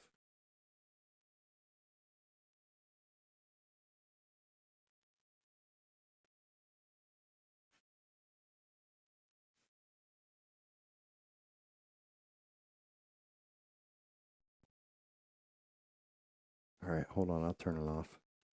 I can do that. Rake. I mean, I can also, if you want, I can move that thing where it's. Let me see. I can move them up there like this if you guys want. Is that better?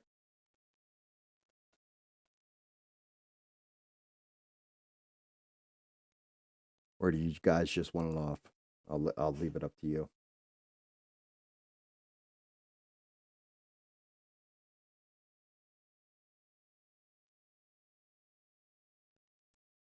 Okay, I can turn it off. Yeah, I mean, unfortunately, it doesn't really give you like usually I use those as my guides for color palette and what have you. This one's just simply white, black, and gray, or white and gray with glowing eyes. So not really adding all that much to it. So I have no problem turning that one off. Same thing with like the Enfield horror.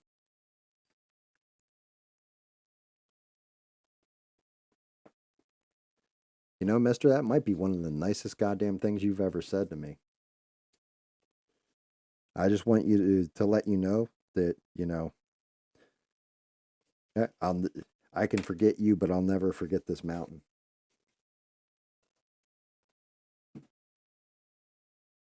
That's funny, though.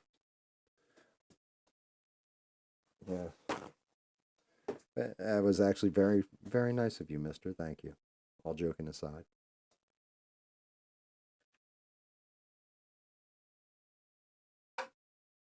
Why is it too late to wear a MAGA hat, Beans? That thing is going to be a collector's item one day. Like the I like Ike pins.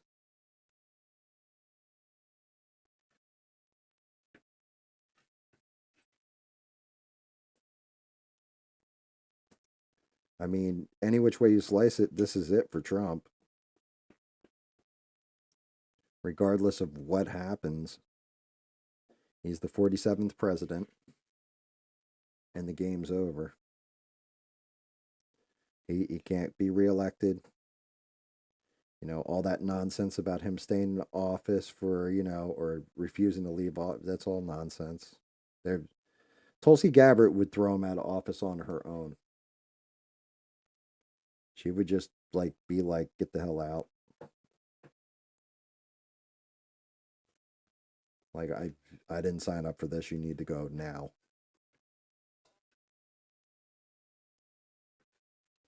Let's see, how is your shading on the back end?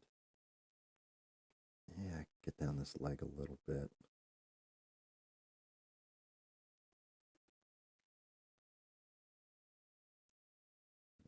Um,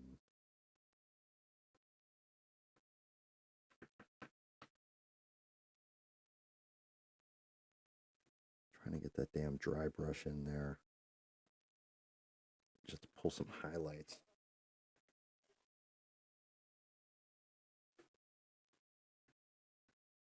Yeah, you know what? I think I think you are I think you're correct. MAGA will go beyond Trump. I think that it's fucked up. It reminds me of like the Terminator films. Humanity was just about lost, and then what happened? John Connor came out of nowhere and taught everybody how to fight back and how to kill the machines and how to, lead a resistance and all this. Donald Trump has realigned the entire Republican Party, and they like legitimately they got to stop calling them Republicans and Democrats because most of them are gone. They need to change it over to a different name. Maybe the MAGA Party. Maybe even the MAGA Party. Call the other one, I don't know. I'm sure somebody can come up with a clever name. The Party of No Trumps, maybe. Maybe that's what they should start calling themselves. Or the Party of Never MAGA. But they're definitely we're not dealing with old school Democrats and Republicans. This is something completely different.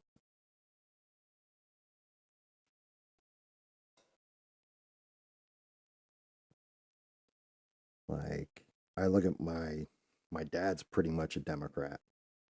These people aren't. A Republican to me is Lindsey Graham or Mitch McConnell. They are not MAGA. They're just the establishment. I think the Reform Party's already been used.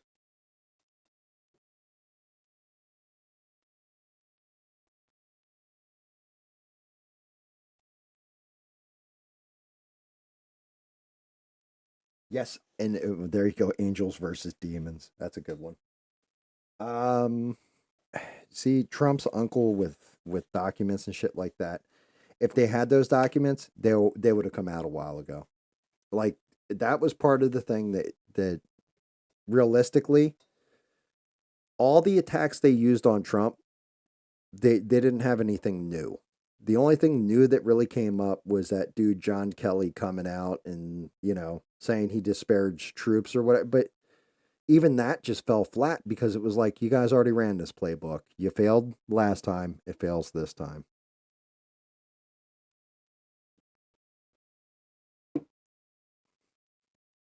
It's not a winning message.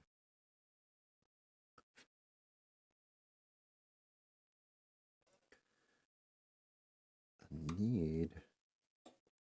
I think I will go dark and see if I can't get a dry brush in some of these areas. Off the back of his skull and down the spine.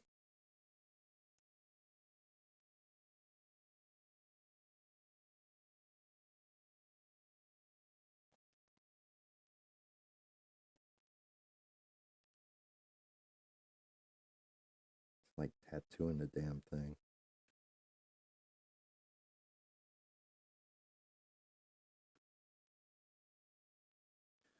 I want to get in there and get a little bit of that contrast because I can see it in the 3D, but it looks smooth.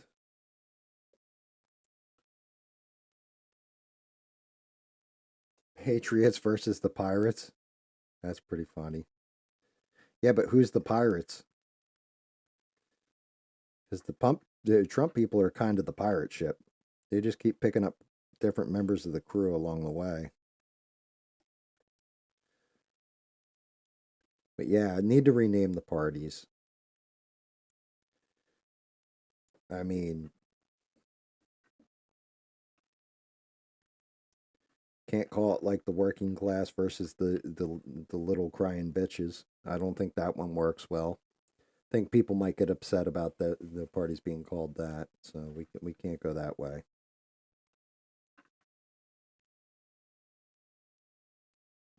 I mean, it's crazy to me because like a lot of these people I've listened to over time, just seeing how they switch. The one that actually, right now, that is probably the most shocking out of everybody to me. Let me see some. There we go. The one that is actually the most shocking to me out of everybody is got to be the waking up of Anna Kasparian on the Young Turks. Like, she's just like, she's figuring it out, and it's fucking amazing to watch in real time. She still has some of her views, but for the most part, the way it's changed is unreal for her.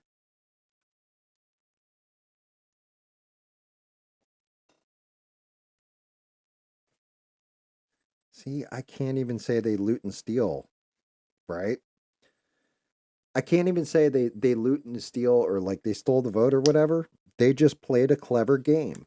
And what happened was people like Scott Pressler figured out exactly what their game was. Exactly like JD Vance is like this too.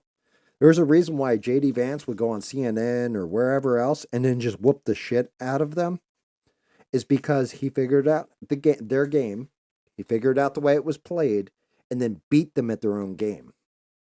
And that's the way you do it.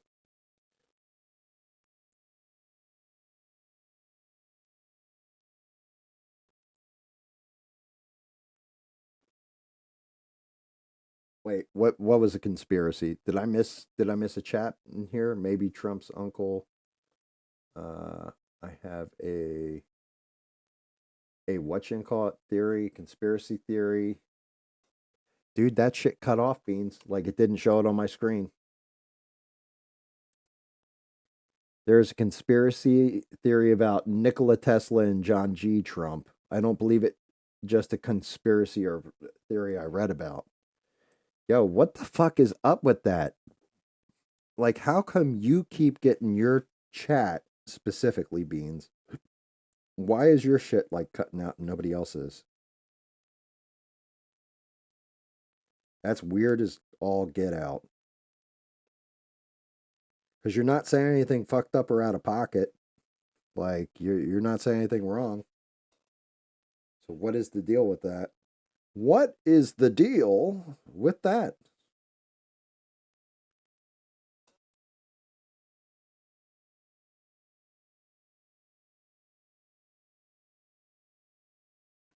All right, he's corrected in the face.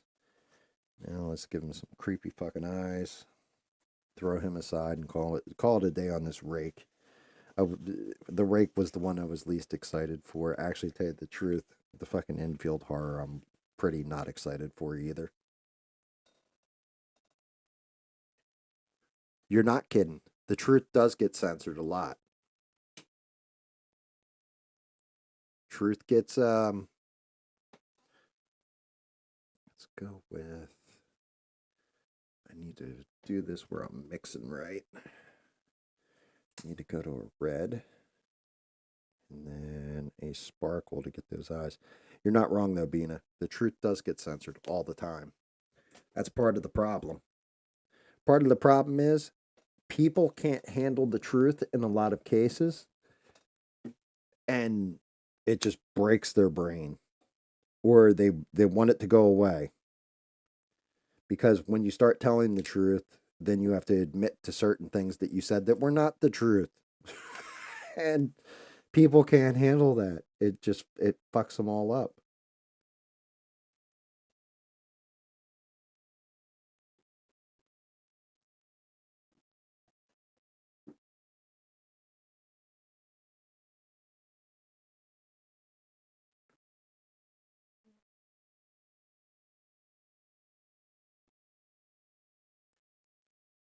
People want that like I've also looked at it this way too, trying to look at it cuz I keep trying to theorize and figure out why left-wing people get so upset. And like I said, the break in reality I can understand and all that. But is it also a competition thing?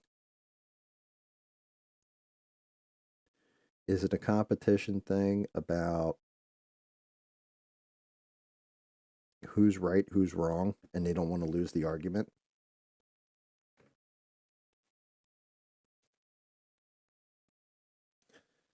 I think I'm going to do one more thing to these eyes to really make them pop creepy. Like, nobody ever wants to be wrong. Nobody wants to admit they're wrong. I fuck up. I kind of have said this to you because I've screwed up on screen a couple times now, and I go, I apologize or what have you. But yeah, it seems to me that people don't want to be wrong or admit that they're wrong, even though they know they are.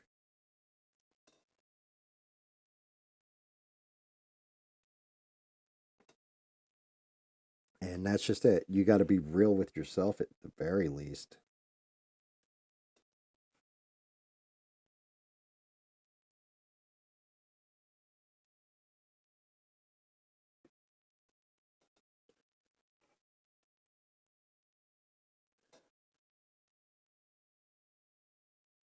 Let's see.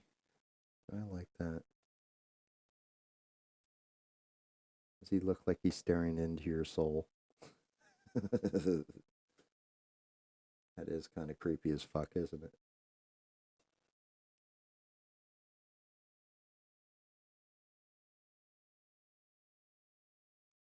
The black and the red ants metaphor, I have not. I have not heard that, but and it makes no sense if you're talking about ants why they would censor it. I mean, is it basically like how they'll fight with each other if you put them in the same jar and then shake it up? And that's kind of the metaphor for what our government's doing to the American people. That would make sense to me.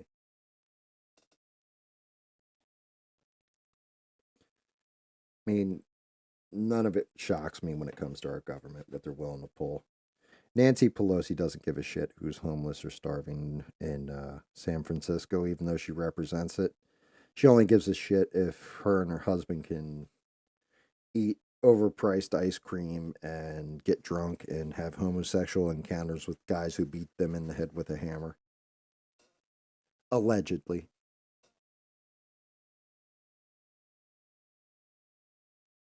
There's going to be at least one more if you watch Terrifier 3, Danny. It was my least favorite out of all the Terrifiers. I think I've said that on here a couple times. But yeah, all right, so this guy's all set. Terrifier 3, in my opinion, it was kind of like a Silent Night, Deadly Night, and it didn't land as well as the second one, and the first one's still, in my opinion, the best because you just didn't know what the hell was going to happen. Oh, okay, so I nailed the metaphor correctly, Beans. Facebook is on crack, and like, there's people on there. I'm telling you, because I pop in there basically to talk to my grandmother, and because I had taken down my whole account and popped it back up after wiping it for the most part. But I went on there and I'm looking through and I post, hey, I'm live streaming tonight, so I post the link to the video, and I popped the Facebook post up there, and then just started looking through some of the shit and people crying online about how terrible, tragic, and awful everything is, and then 3/4 of them are posting stuff that's just like lighting their asses up and making fun of them for crying.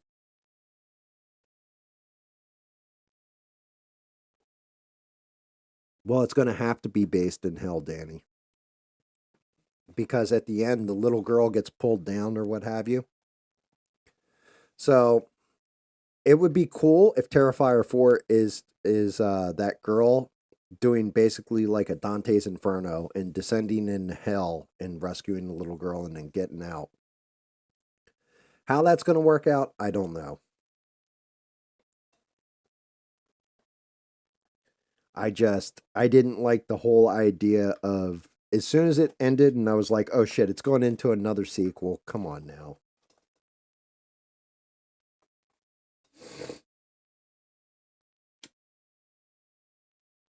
Like, and I really do like Art the Clown as like a new face of horror. All right, this one I am going to need the damn picture for so I can see what the fuck.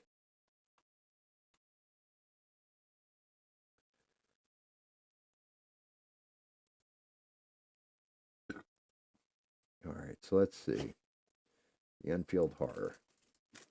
Actually, he's got the same type of eyes. Fuck, I shouldn't have used them on the Rake. Damn it.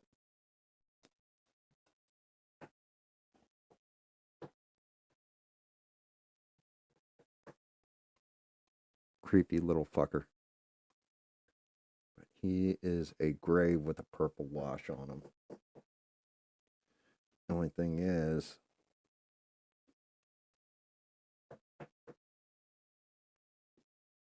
he's got some predator lips there.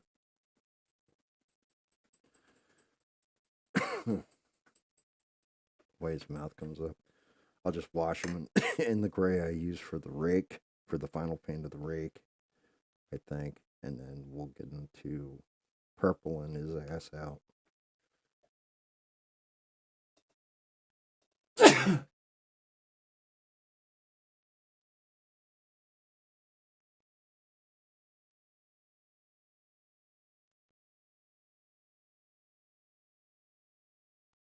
Shit, I don't know why that last comment you made didn't come up in my feed either.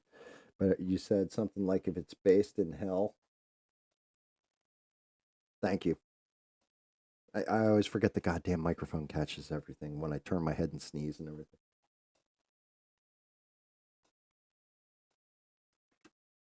God damn it. I gotta go into.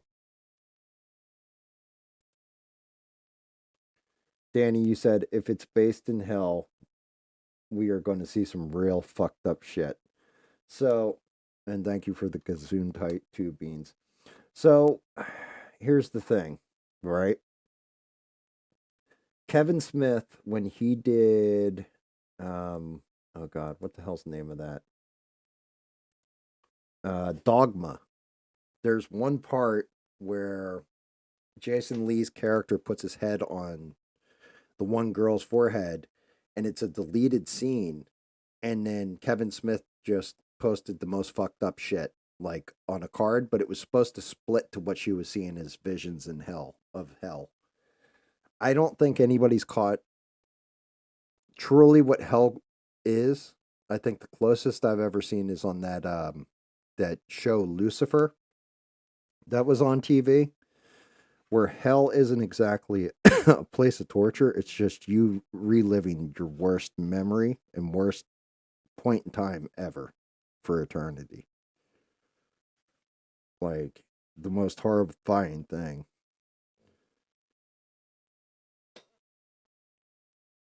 And I'm not entirely I don't know. See, like hell, I've seen many descriptions of it, many ways it could be, and the way it's broken down. But reality is, like, I don't know. I don't know what the worst case scenario for somebody's hell would be. You know, like, would it be just a place of torture and people screaming and flames and all this stuff, or would it be something more where you're you're caught out? Because I know purgatory is supposed to be you're just removed for God, from God's light. I mean, maybe hell is you have to just listen to Kamala Harris give speeches for eternity. Maybe hell is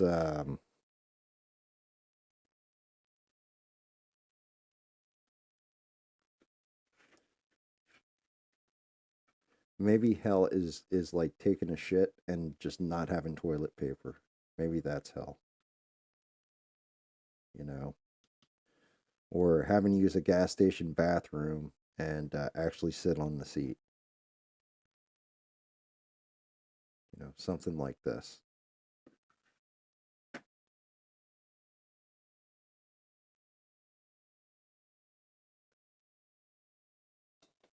Yeah, I agree. If he did depicted hell based on a lot of the way that the movies go, then yeah, he's going to have some really cool practical effects, real creepy stuff. Damn, why is that coming out? What the hell did I do? I mix white in. I need grid to offset that. Damn it. He's going to have to. It'll be interesting to see what he does. See how he course corrects it, to say the least.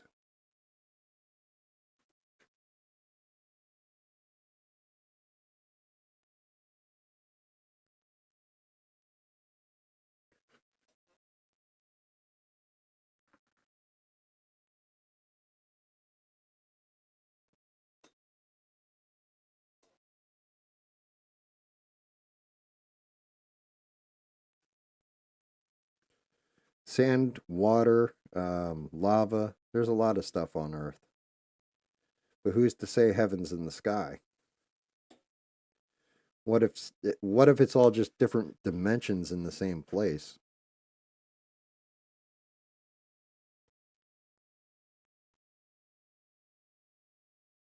What if it's a different spot in the universe itself? And what exactly is heaven? It's like trying to define hell. Because I'll tell you what,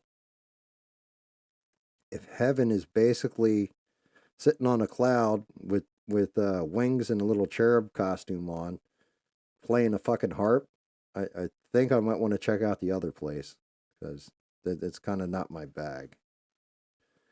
But I think I'd be better off in purgatory at that point.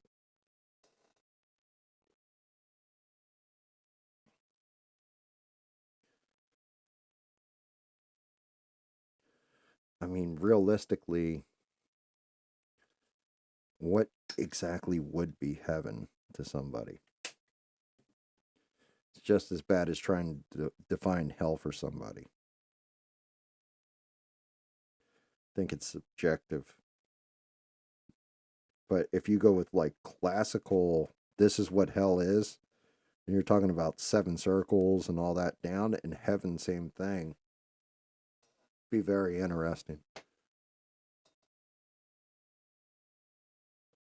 Yep, see, Danny's got it in one because he knows what it's worth.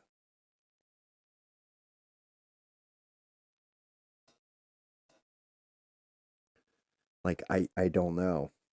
Really defining heaven for me is just a peaceful existence all around me and just enjoying nature and living in one with it. Like I'm weird like that. Some people, maybe heaven is just nothing but fucking full bore electronics around them all the time. Oh yeah, and I could believe for some people this life here is hell. Like the earth is hell to them.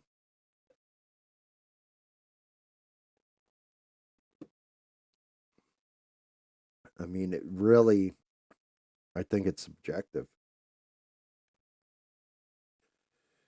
Hell, from some of the stuff I've seen online, Trump winning the election is all of a sudden the world is hell.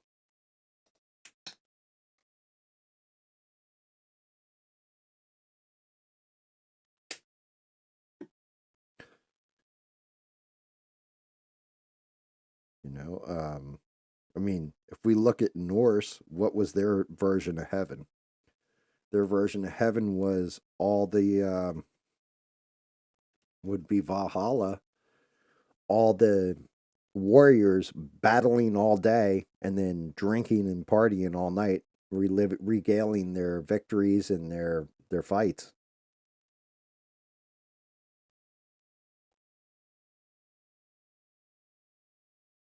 Yeah, that shit's terrifying, isn't it, Beans? And it's not just like that in San Francisco. It's like that in parts of Philly, like Kensington in particular. I actually have a buddy that works for one of the bigger networks, not Fox, but like ABC, NBC, something like that.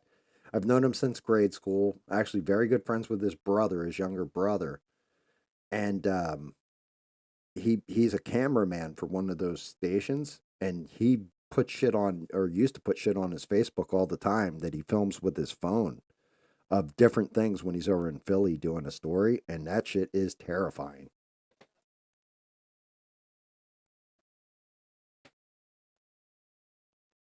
What's up, Six?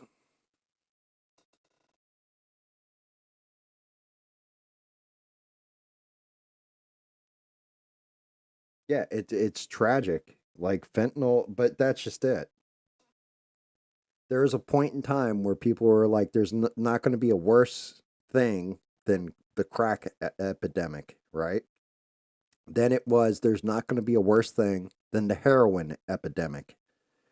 And now it's the fentanyl epidemic. So what's the next epidemic?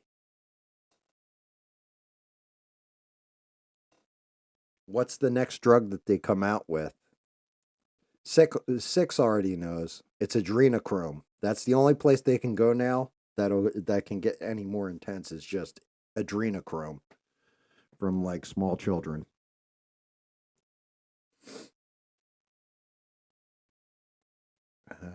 That is too purple. Where the hell is that gray purple that I had?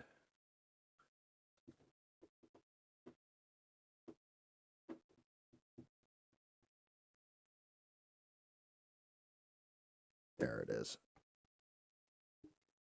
As I knock everything the hell around reaching for it.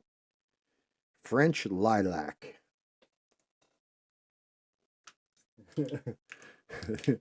Mama, don't take my adrenochrome. Mama, don't take my adrenochrome away. What's a conspiracy theory? Adrenochrome? No, adrenochrome is real. The whole QAnon conspiracy of, them doing this, that, and a third, that's the conspiracy theory. But adrenochrome is real.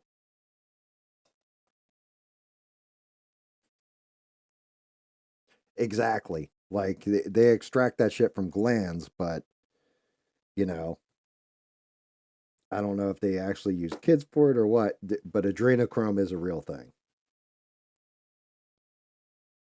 Just the other part, like I said, that's that is the big problem with conspiracy theories. You can use facts to get to a fiction. Like you can do shit like, okay, I saw a UFO. I see this thing streak overhead. Looks like,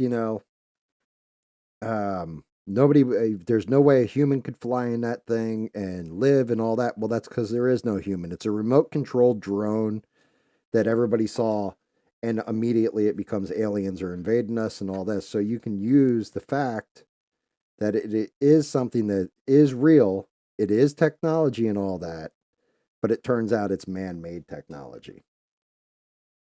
And it's the same thing for adrenochrome. They get it from a gland.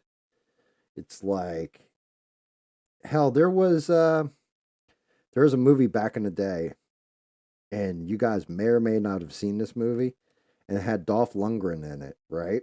And it was called "I Come in Peace." And it was this alien drug dealer that comes to Earth. He shoots people up with drugs, and then pulls the adrenochrome out of their head at the moment they're about to die. But that's exactly what that whole conspiracy theory reminded me of when they were talking about it.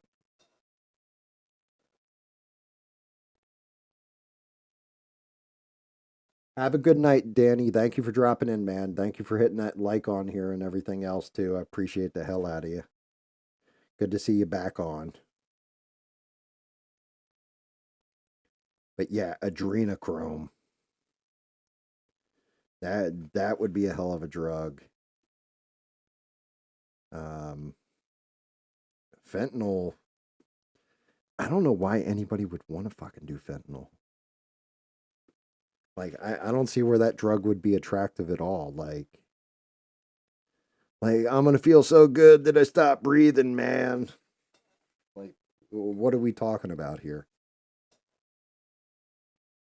Why can't we just have drugs that are fun to do that you're awake for? Don't turn you into a fucking zombie. I mean, it's real easy to get hooked in. Like, I had one buddy who had told me, he was like, yeah, I started, like, he started to get into cocaine, and then he realized when he started grabbed his PC to go sell it and stuff like this, he was like, oh yeah, I've got a problem. This shit's got to stop right now. I can't do this anymore. But if you're laying around in your own shit, piss and filth, and like, hey, I like this, like, there's something fucking wrong with you. Talk about not being able to deal in reality or what have you.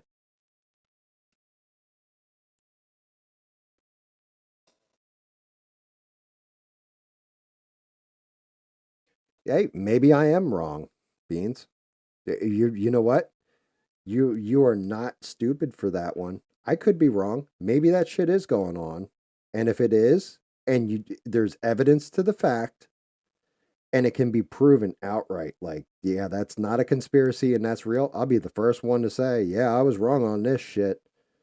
But up until that point, I'm going to stick to, yeah, I think that the whole QAnon thing was pretty much made up. Like 110% of it was made up. That's why the guy stayed anonymous and all that stuff. And even just seeing the guy who did it or propagated all that and the Pizzagate and everything else, he kind of has gone on record and said, yeah, I made that shit up, but people were believing it. I was getting clicks. And yeah, but like I said, I am skeptical of everything unless there's some kind of fucking solid evidence. If there's solid evidence to the fact of something, I can be proven wrong.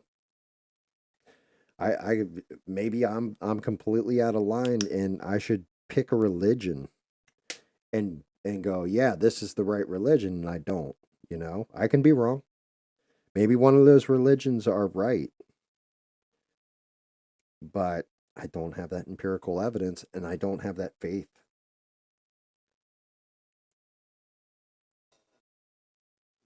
And unfortunately, when it comes to stuff like conspiracy theories and everything else, if I can find holes in it and I can debunk it, and I'm not a genius, I'm not the smartest man, I'm not the, end all be all.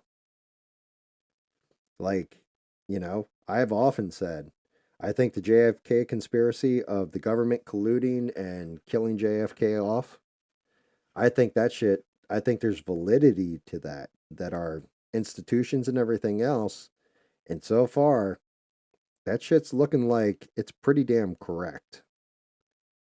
Which, now that I said that, reminds me of something else that Trump has come out and said. Two people that he will not be offering jobs in his administration are Nikki Haley and Mike Pompeo. And yeah, I'm quite happy about that one. He said, their friendship and them helping him on the campaign trail, all that stuff, he appreciated. And I think he announced this on X, if I'm not mistaken. But yeah, he will not be bringing them into the administration and thank them for all their help.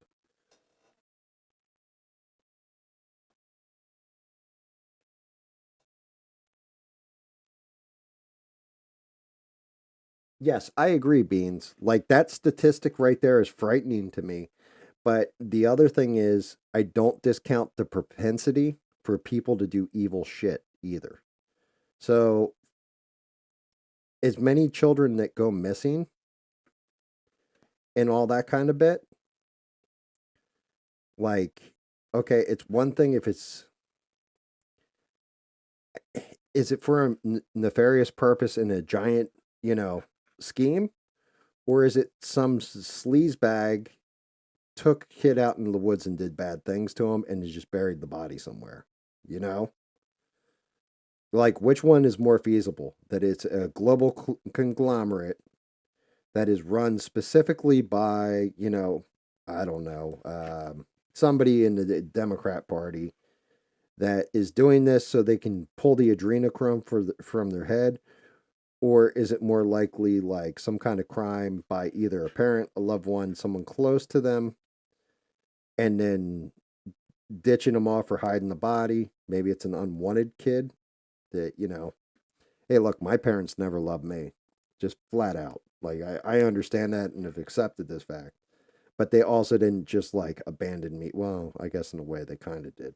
But I digress, and it wasn't like I went missing, but there was plenty of times where as a younger person, I got myself personally into a situation that could have been the end of me where nobody would have known what happened. They would have just found my body later, or I would have just vanished off the face of the earth. So, you know, more than likely, and I hate to say it this way, there is that slave trade. And it's, well, it goes into kind of what I always say, two beans.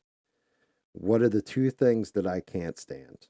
People that abuse animals for no reason.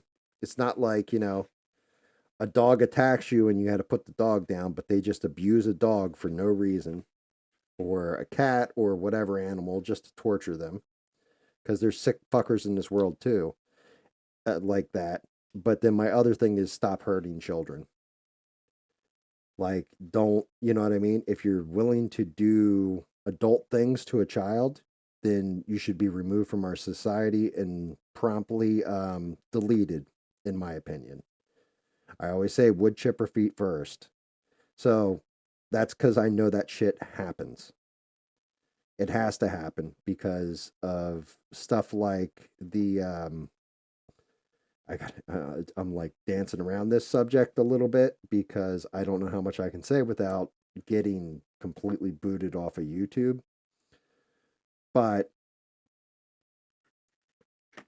touching a child inappropriately like that and then filming it and then sharing it amongst a group of sick fucks that exist. And we know they exist because they get taken down all the time. Like, the guy from Subway. Good old Jared, it looks like part of his diet was a steady feed of children doing adult activities.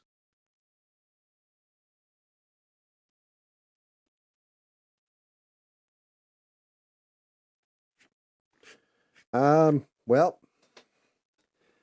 you can just rent one. Most places will rent one to you. Like, not that big a deal. I mean, that's part of the beauty of living out in the woods is that I don't so much need a wood chipper as I've got enough alligators just randomly out here that, you can seed parts in different places if you needed to.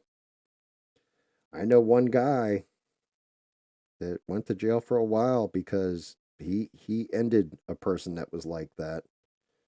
And yeah, he was a fucking hero in jail for one, but then he was a hero in the neighborhood after when he got out too, because nobody disagreed with him. Completely understood. Completely understood why he did what he did. You had that case just recently of the father that was in Texas, and he made the guy dig his own grave. Just put him in there, and Texas filed no charges against him and just let him go free. Like, nope, we understand. Because the father came home and caught this dude like diddling his child, and yeah, yeah,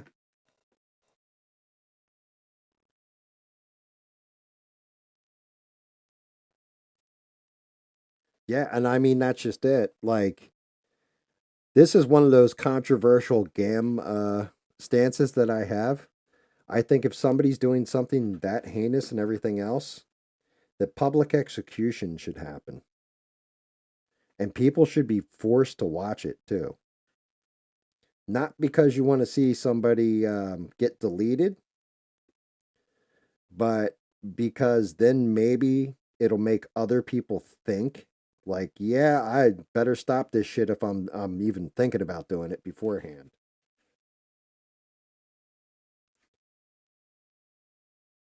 You know, and I'm not saying like I'm sure there's some people out there they have a mental disorder or something wrong with them. That's fine. Be removed from society. Talk to somebody, get help before you give in to that impulse in yourself. Whatever. But yeah, I have strong feeling, and maybe it's just me because I have a mother, I have a sister, I have a wife, I have two daughters and a daughter-in-law. And if anybody were to ever do anything like them, I'd be in jail for the rest of my life.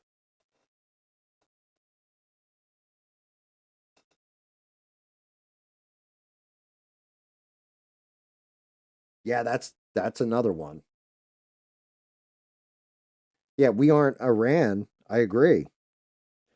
But Iran kills women for not wearing a hijab out in public and shit and will stone them to death. I'm not talking about that. I'm talking about you're doing something that no matter what, it's a crime against nature. It's a crime against nature to give one person satisfaction and you're taking away someone's innocence. And I think in this world, that is the one thing that nobody, like children are the only thing that are innocent. They really are. Children and animals. Animals just go by their behavioral instincts. You can train them and everything else, yes. But it's really just their natural behavioral instincts. And children are children. They don't know. They look to us for guidance. So if you're willing to take advantage of that to the point to gratify yourself, yeah, something's wrong with you and, deleting you in public, well, that might just have to happen.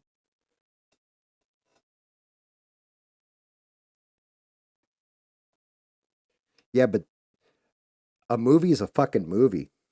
We're talking about real life shit. Like, if you really want to not sleep for a good week, look up some of the files that have been released with the pictures with them. Look at some of, I don't even want to think about it. I'm not going to lie. It fucks with my head when I do.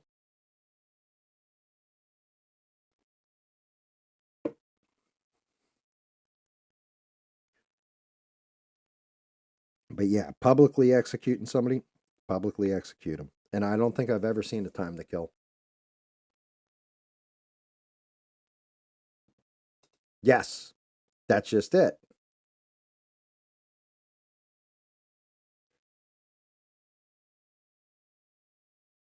Yeah, I mean, no, you want to look up the case files of what the FBI. You don't want to look for the hey, here's the pictures they took and stuff. You just want to read it from the victim's point of view of some of the shit they went through, like in real cases. It's it'll break your fucking heart. It'll mess with you. Like it messes with you. But that's because you're a normal person. Some sicko thinks that's cool as shit. And it's the exact opposite. It's the most evil thing that I've ever heard of.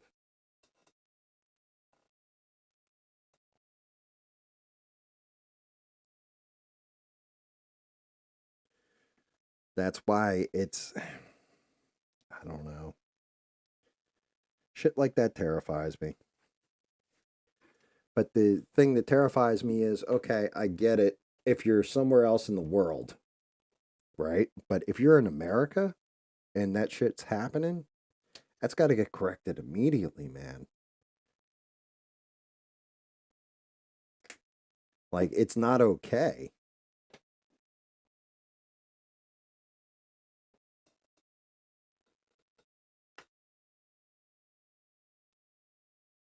Yes, there you go. Criminalist.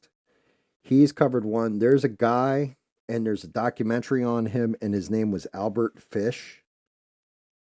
Fucking terrifying. He was like old timey type killer that he took out a couple of young girls and children and stuff, and then like wrote letters to their mother about them. Just just sick people in this world. But that's just it. That's where the good people should be stepping in to stop it.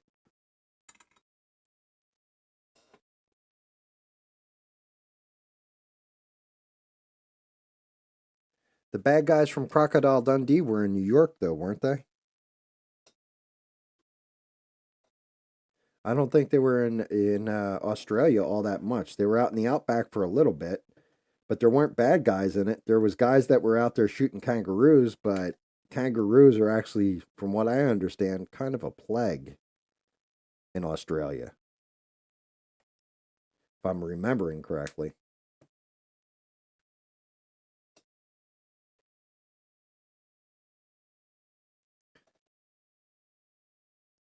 Yeah, there's fucking evil people in this world.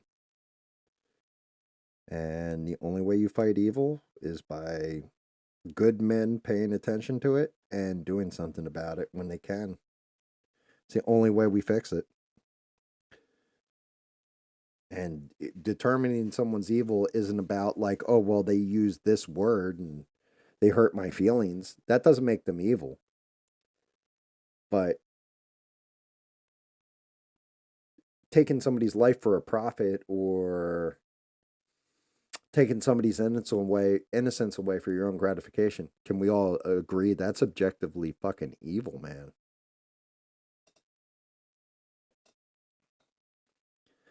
That's, one of those things I want released. I want the client list that went to Epstein's Island and the tapes that go with it that prove that they did this, that, or a third.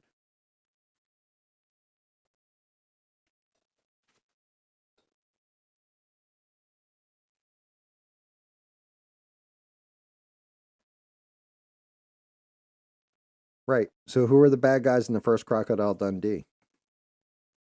I'm I, I I'm trying to remember the movie. Crocodile Dundee, she goes to Australia,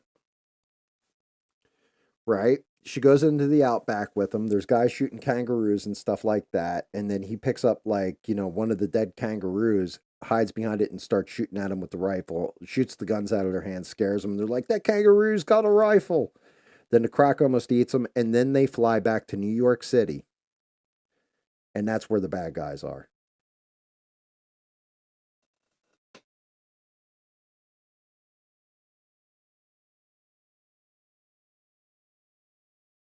Yes, her snooty soon to be husband. That's right, Six.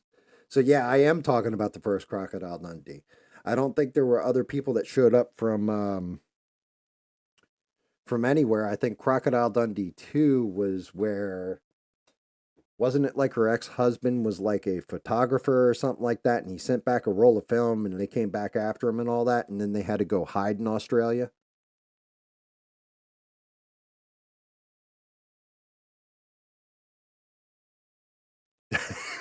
It's a tomato paste. Yeah, dude. When he cracks that one dude out, I'll never forget, like, just laughing my ass off when I was a kid. Hmm. Yeah, I think that works. He's creepy. Like I said, not going to be much to the Rake and the Enfield horror. Instead, Ace's Standard's going to be the bitch. Yeah, dude. Like the original Crocodile Dundee was, I like that movie a lot.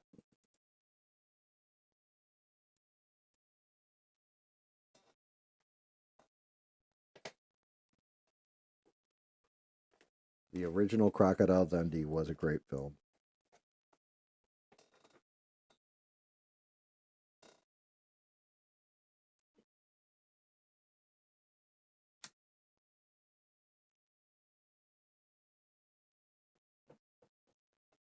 Yeah, I know you're joking about the what you call it. We're talking about the actual movie though. And the big joke about bad dudes in Australia is Australia was founded as a prison colony for England to begin with. They're all bad dudes. Dude, Yahoo Serious.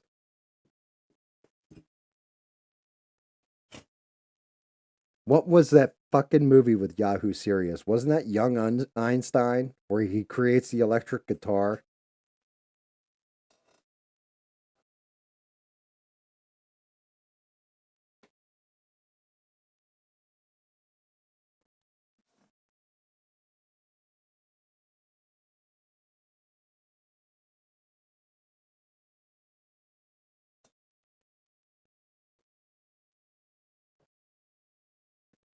We'll pretend you're not here, Beans. I won't interact with you.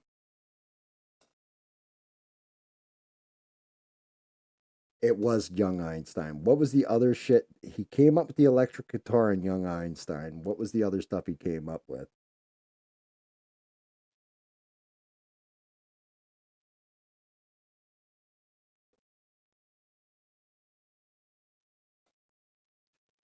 Oh yeah, I almost forgot. I had to build this guy a stand.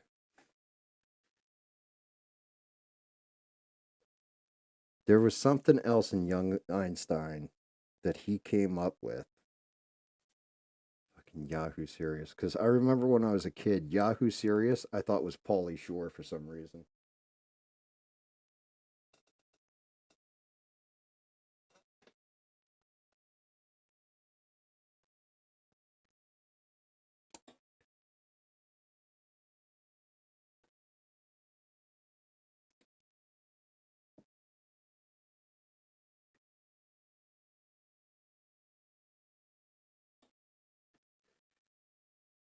I haven't seen that movie.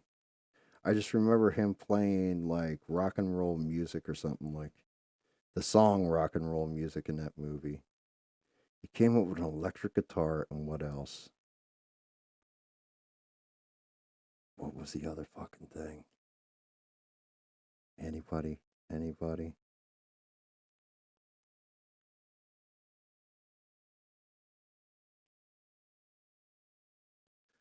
Dude, I remember when it was in the theater, but I didn't see it in the theater. I definitely saw that shit on VHS because I'm old too.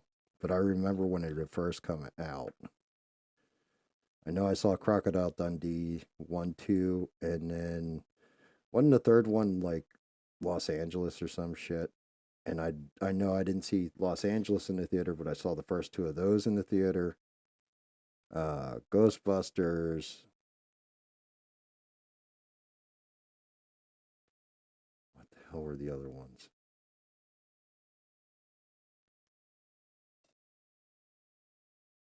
Yeah, that's what I'm saying. I don't remember it that well either. Um,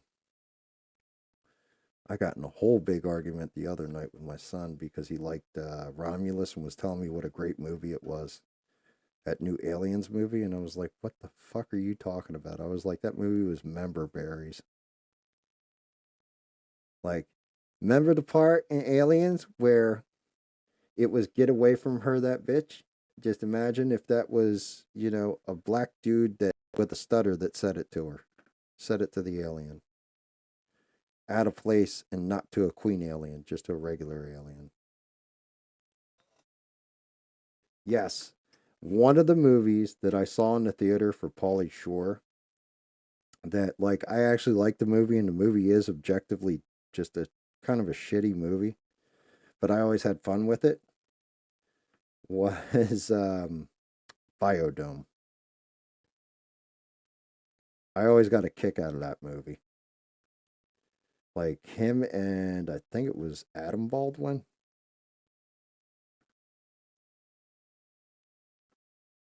I always thought that was a fun fucking movie.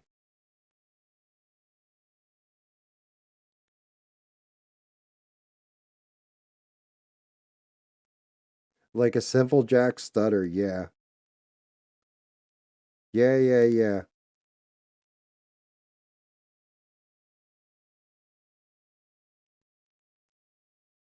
Yes, a simple Jack Stutter.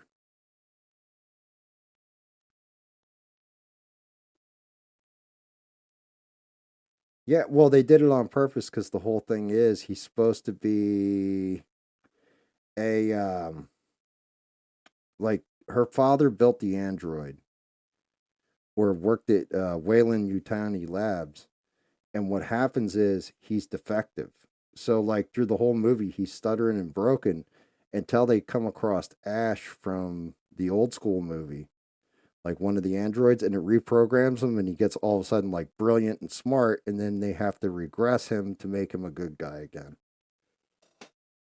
But yeah, he stuttered like he was Simple Jack when he says it. He's like, get away from her, you bitch, and like does it on purpose.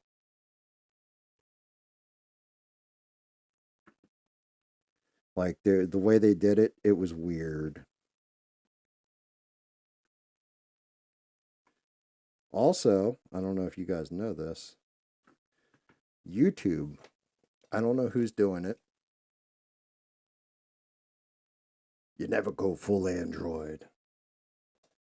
I don't know who's doing it, but somebody has been uploading like full on perfect copies of movies to YouTube. So if there's a movie that you want to go see in the theater, check YouTube because I'm pretty sure they get pulled down after a whatever amount of time. But like, there's like 4 or 5 different movies that I've seen pop up in like my feed, and I'm like, what the hell? Is that the actual? And it is like um, Wolverine and Deadpool and Wolverine came up the other day. Save yourself some money.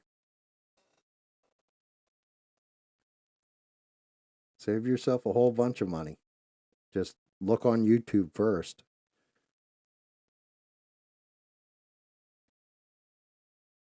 And like it wasn't even like cam versions, like they're actual like DVD rips of the movie right on YouTube.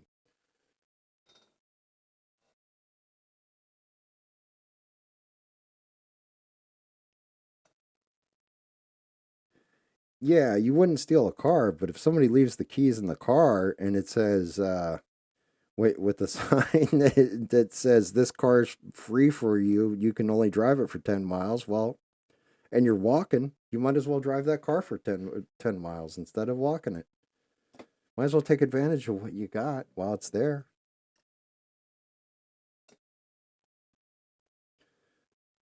Trust me, as somebody who used to have to put the be kind, please be kind rewind stickers on every damn VHS tape that came through. That's fine. I still don't know how, and I've tried to figure this out with older technology. So, one of the interesting things is VHS, you used to be able to just copy the tape or whatever.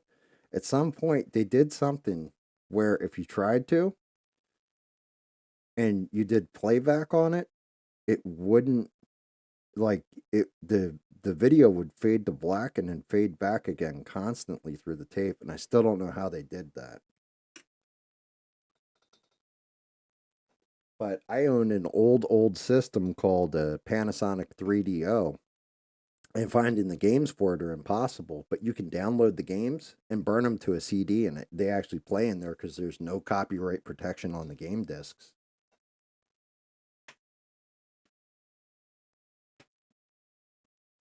Like the way they set up the game discs for PlayStation, like old school original PlayStation, they had like a black coating on them, and you used to have to buy a chip and mod your PlayStation if you wanted to play like Duke games or what have you. I mean, granted, you also needed like, and I had one.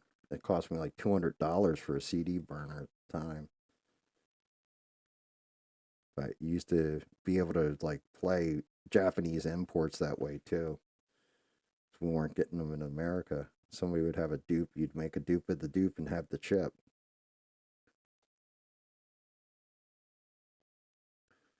Which Nintendo 64 and stuff like that, I think that's where they were kind of smarter to stick with the cartridge as far as piracy was concerned. And then once everything started to go digital, well, all gloves are off at that point.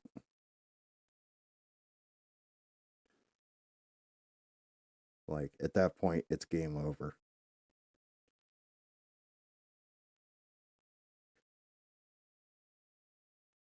Now it's It's kind of pirate's paradise if you're willing to take the risk. Just know that if you get caught, the fines are severe. So you're better off finding something like, because it's illegal to download, but it's not illegal to stream. So watching something on a YouTube stream can't really do anything until the company puts up a copyright in effect, and they can't do anything to the person who's streaming it, just the person who posted it.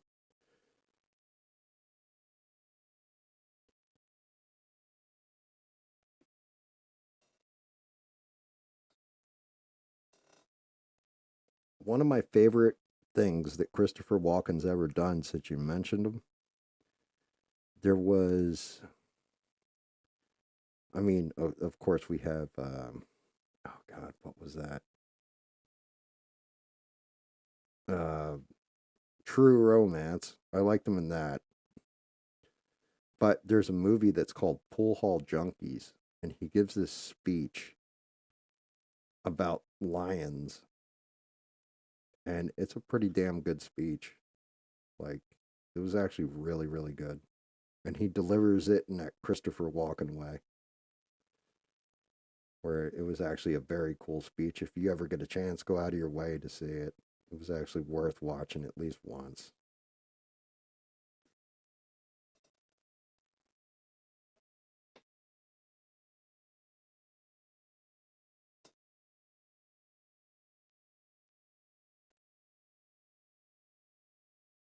But yeah, Pool Hall Junkies. The movie overall was okay, but it's more about hustling than it is about pool playing, to be honest with you.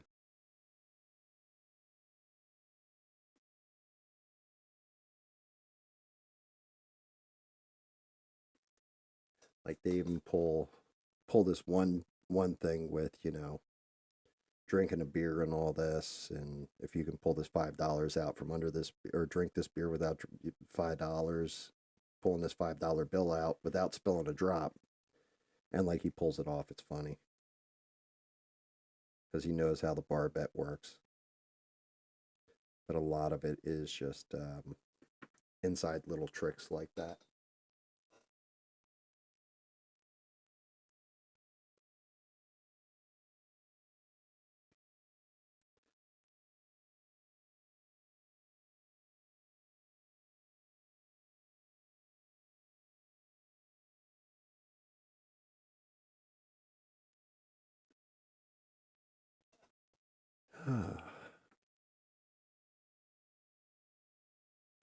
Yeah, I'm just hoping that they come out with some kind of something new, something new and fresh. Like the last thing I think, as far as horror was concerned, that was really kind of fresh was the Art the Clown Terrifier, and like I said, the third one, I don't know. I think Danny Boss said it right though. If he does go in and actually like show her in hell and what hell looks like, some of the depictions of the clown show in the second movie were crazy. So that could be really, really cool.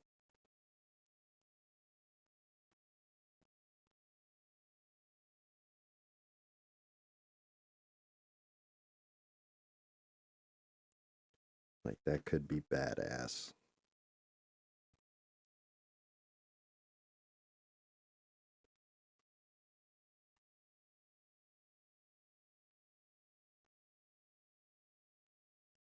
But yeah, I think that's part of the problem.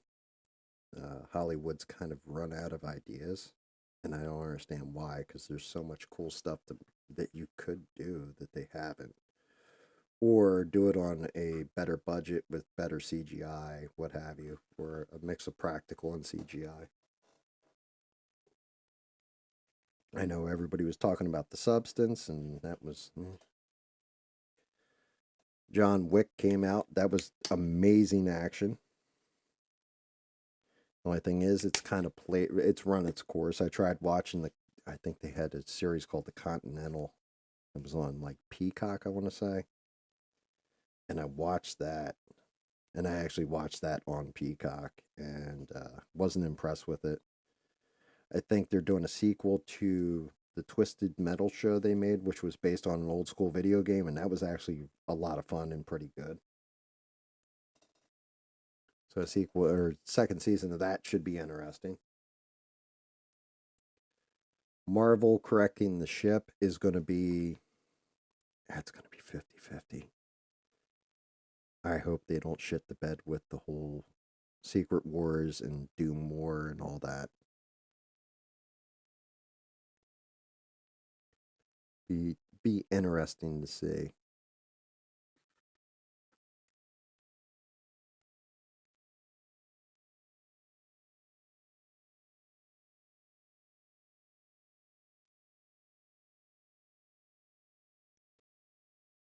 Definitely interesting to see.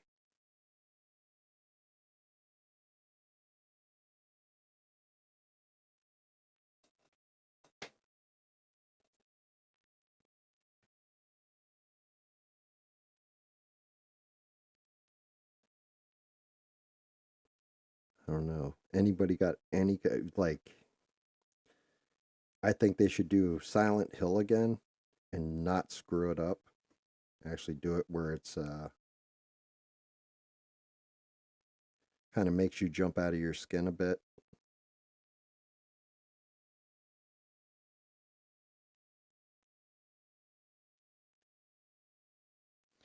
I'd also kind of like to see a redo on Demolition Man, but I think they would do it completely wrong if they did it in the modern day with a lot of the modern day politics and stuff like that. But I always liked that movie. It was actually one of my I can't believe they that it failed in movie theaters when it had come out. Like what the fuck? Why wasn't this good?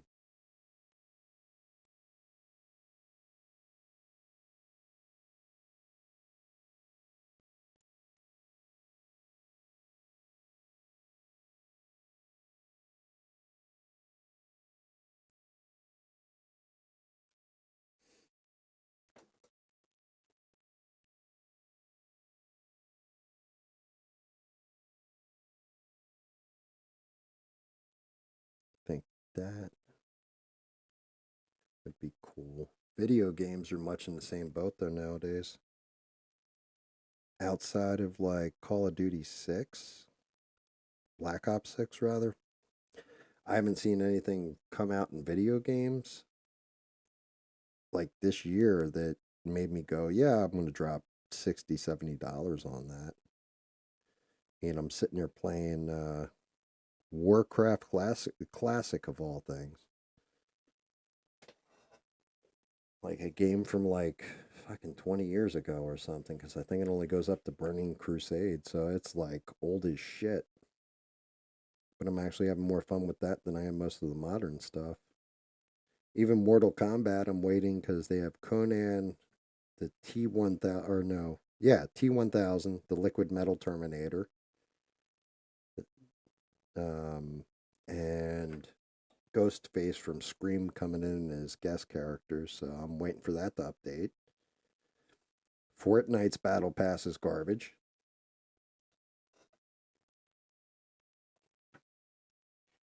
I really wish they'd put out some kind of killer app, and they haven't. Even all the systems, like they launched, I think, two new Xboxes and a PlayStation 5. They're like the slimmer versions of the PS5, and they actually took features out of the PS5. And then the Xboxes, like,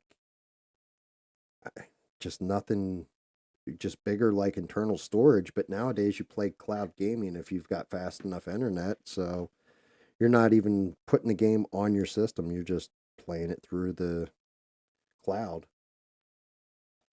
It's kind of a waste.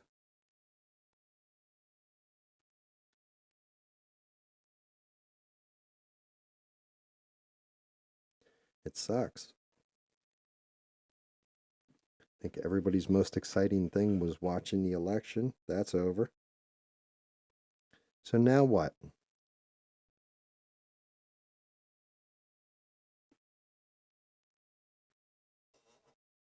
I don't think anybody in the chat can argue New Who or old Doctor Who. I don't think anybody's seen all of it, so that's kind of a dead issue.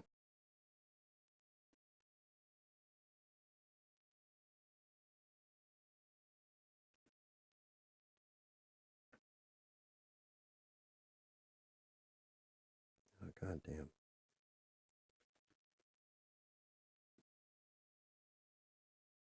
And none of you guys watch modern day wrestling. There's not much is actually going on with it. I mean, there's interesting stuff, but only if you like watch it, you know? Part of the problem.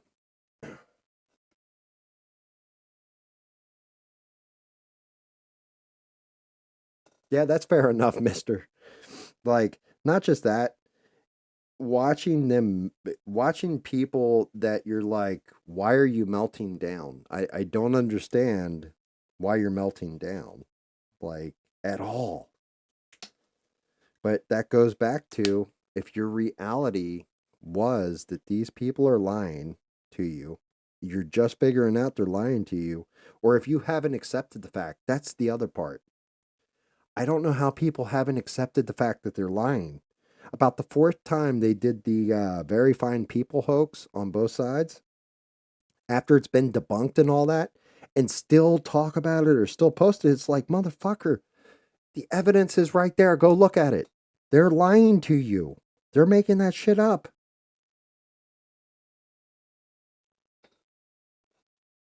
Night, mister. Thanks for jumping in. You out too, Sheree?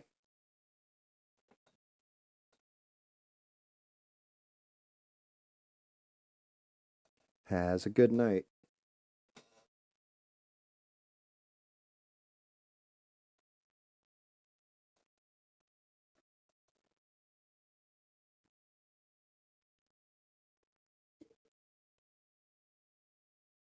Hmm.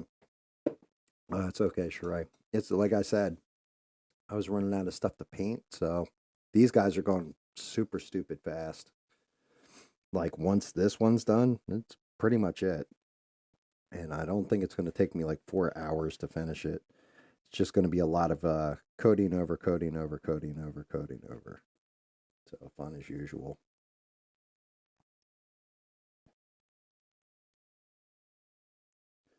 Yeah, I mean, is there any news stories or anything that I overlooked that I missed? Or have you guys all just been seeing the same shit that I'm seeing? Where,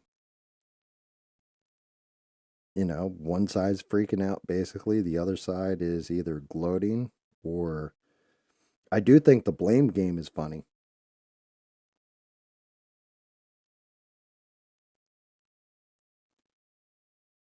Thank you, Sheree. Appreciate you. Like, the blame game, in my opinion, has been hysterical. The whole, this is Biden's fault for not getting out early. This is Kamala's fault for, not doing Joe Rogan's podcast, or like, I think that part of everything is funny. This is Obama's fault, Nancy Pelosi's fault for forcing Joe Biden out of the race. Like, man, they are like knives out on each other. Yes, the meltdowns are the best part. Best part, don't make sense. Like, you guys are taking this, unless you really, really fucking believe they're going to just take all of you out. Like,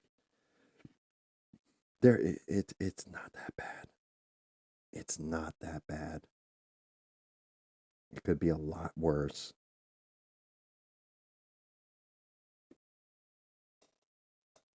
And here's my other question.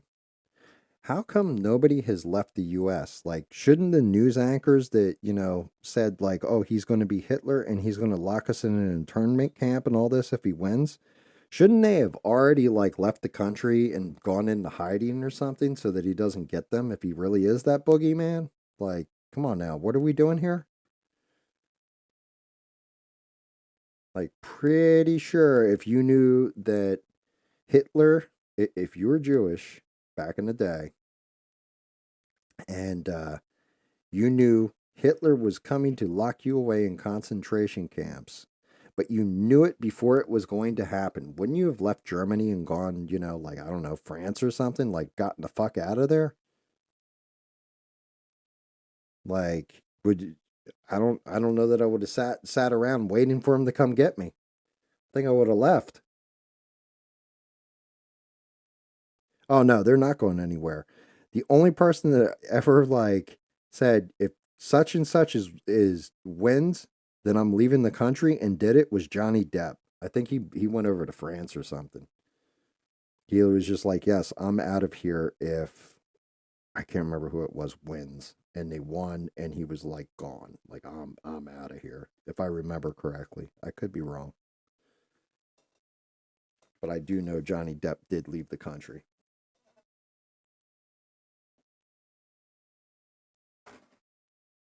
Yeah, but that's just it. Like the whole thing is they're not because if they leave the country, then they can't complain.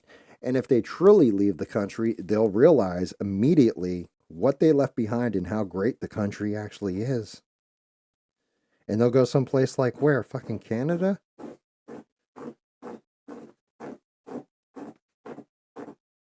Like where are you going to go? Mexico, Canada and think you're going to have a better life? I mean, not going to lie, if you go down to Mexico and you have money, then you're going to have a better life.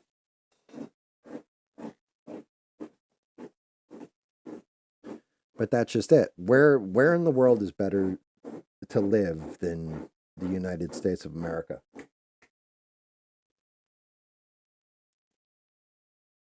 Like where?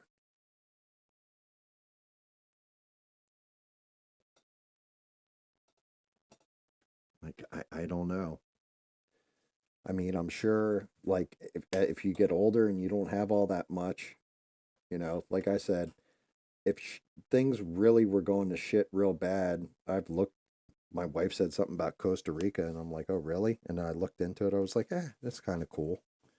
It's a nice little spot when you're ready to retire and, you know, like, hey, sell the house, sell everything out. You can live an all right life down there. Mexico was another one where as long as you go to the right part and buy enough land, you're left alone.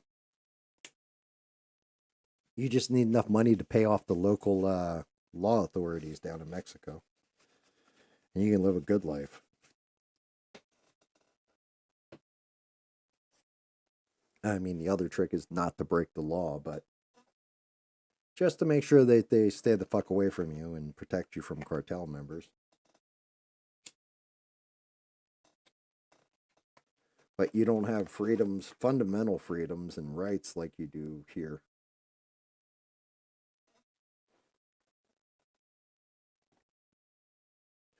It's a whole different animal. And I mean, I guess that was part of the other thing. If America is such a racist, evil, hateful place, then why are people from South America flocking here like it's going out of style? We're trying to emigrate here. Like, if it's so bad, why do you want to get to this country so hard? Or, wouldn't you like go somewhere else? Like, I'm signing up to go to Russia or something? Damn, that paint. What is wrong with that paint?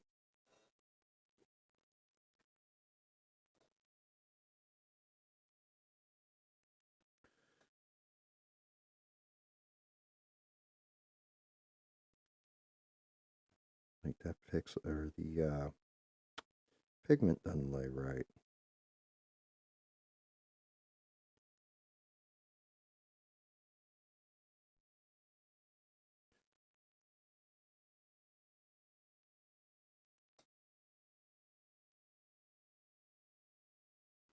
Something definitely up with that.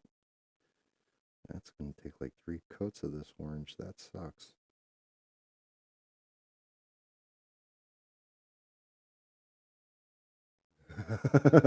What's up, Smurf? Dude, dude, you got to play zombies with me, bro.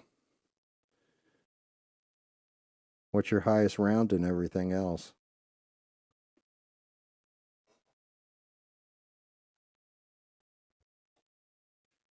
I've played zombies a little bit here and there. I think I got to like round 11. I did an exfil once, so I was able to escape all that stuff. Um, I haven't seen them complete the Easter egg yet to run it, and I haven't tried playing it with other people either.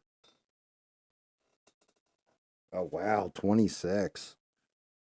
Yeah, I think my highest was either 11 or 16 or something like this, and I exfilled it. So, but the whole thing was I hit the box and got a rocket launcher and then pack-a-punched it. So when I hit the exfil, I was able to just like blow everything out of the way with like 3 shots.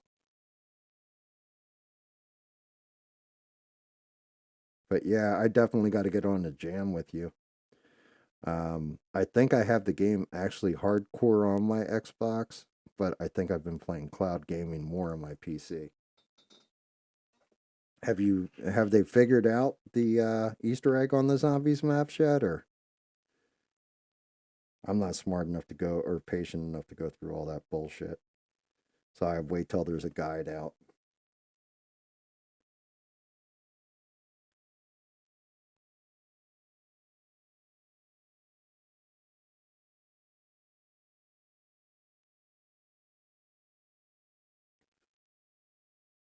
Holy shit. Why am I not in frame while I'm painting? Had that shit all off to the side and everything. Can't even see it. It's just like blank cardboard. Yeah, they figured out the Easter egg. Which map? I mean, are you trying to pull off the Easter egg on that?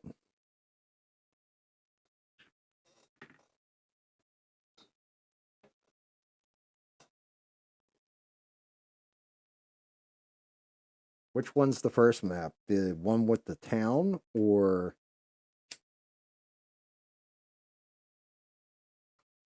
so I know the one with the town. Like there's the bowling alley in it or whatever, and you can go into the bowling alley and like crack free like this little box and it gives you a nozzle for water. And then you can turn on the water and it starts filling up or whatever. Like there's water pressure, and apparently there's a glitch with that where you can just like get a whole bunch of XP if you're just trying to grind your guns.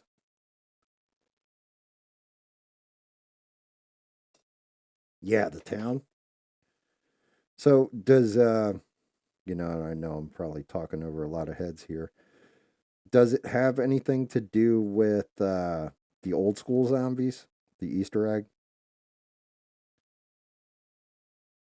Because I know Black Ops 4, I like those characters and all that. And unfortunately, they never did anything with them going forward. Like, does it have to do with Rick Toffin and the Dark Ether and all that kind of crap, the Easter egg?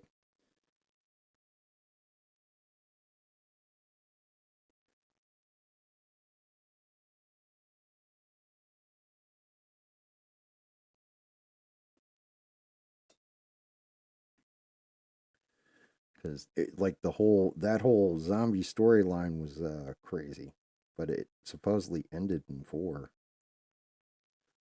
I thought they ended it. Damn, I'm gonna have to go to the smaller brush to get this stuff to stick better.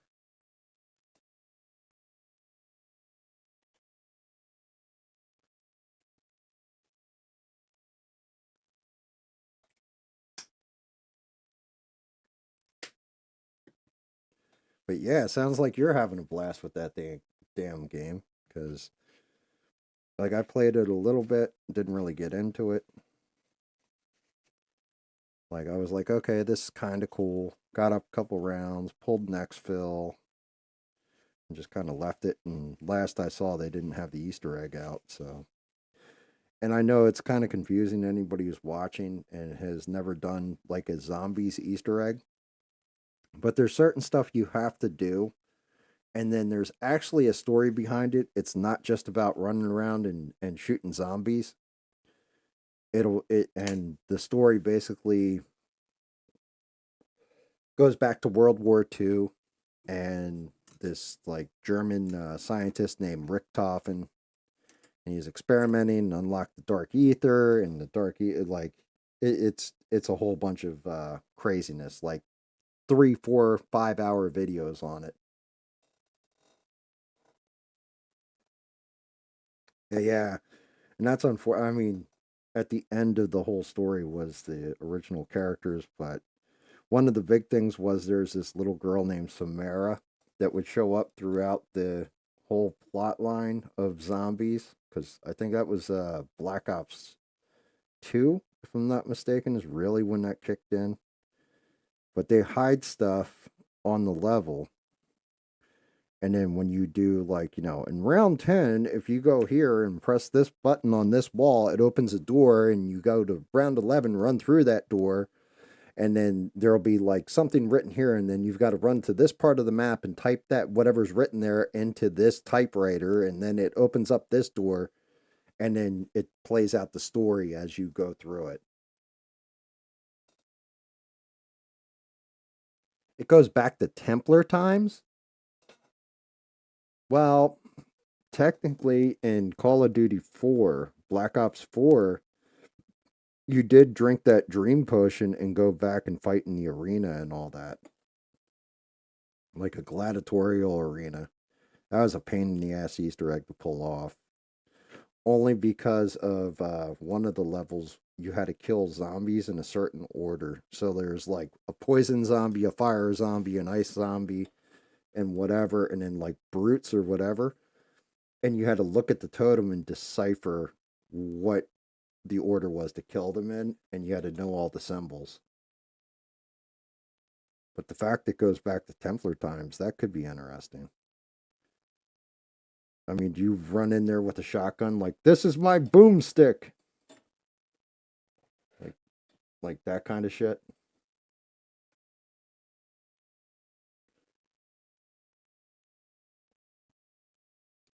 But yeah, we definitely, it sounds like I got to play.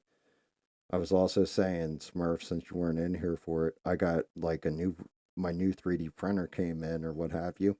I got to hook it up because I'm running out of shit to paint. So it's like I got to start printing stuff off. I have a pretty decent sculpt of Cavill Superman that I might do. I refuse to pay for the Cavalrine.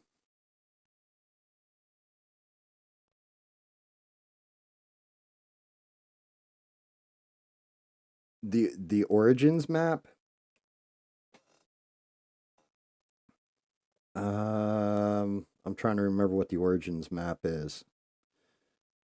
Because like when you said Origins map, I'm picturing that one map, Shangri-La. Like there was Shangri-La. Um, Damn, what the hell are the other ones? There was Die Noctin or something like that, if I remember correctly. But there was a map called, I think there was a map called Origins, but I think that was in Black Ops 3. I think that's what it was, but I don't remember the map itself. Like, I don't remember the layout of the map, how it looked, any of that.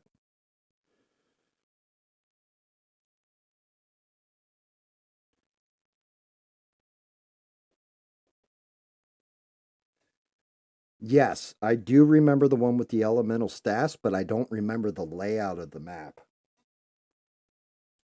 So, like, I remember you had to get different elements in the staff, and then basically plant them in different spots, right? But I don't remember. I think that was in Black Ops 3. And Black Ops 3, the problem is with zombies, unless I can solo the Easter egg, I can never. Before, I didn't have the internet connection where if I tried playing with somebody, it always timed out or lagged out one way or the other. And so I would always have to run them solo. And then with Black Ops 3, it pissed me off so bad that I couldn't pull them solo because some stuff you really did need more than one person to be doing something while you were doing something.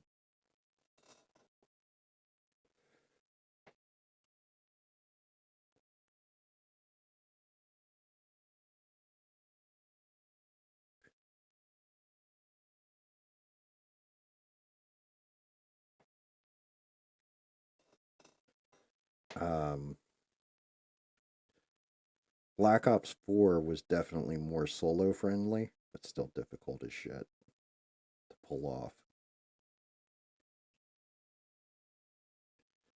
And then since I've gotten a faster internet, Black Ops 5, the zombies maps were terrible. Like they weren't even round-based zombies games. So I didn't even bother with it. I skipped it completely.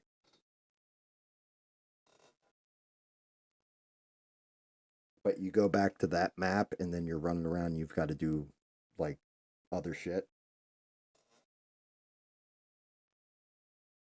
I mean, that's interesting as hell if that's what it is.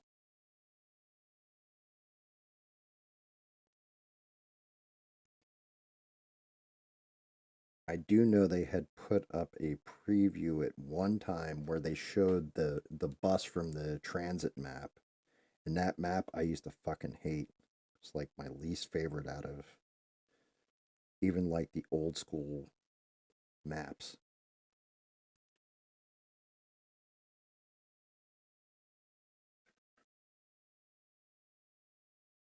Yeah, every time like I'm sitting there thinking about it and I'm like, Origins, wasn't that the one with the monkeys? And I'm like, no, that's right. That's Shangri-La. Shangri-La and the other one had the space monkeys where you had to launch the space shuttle. I always liked the classified map was actually one of my favorites where you could play as JFK. I want to say it was Richard Nixon, McCarthy, and somebody else. Can't remember who the third major person was.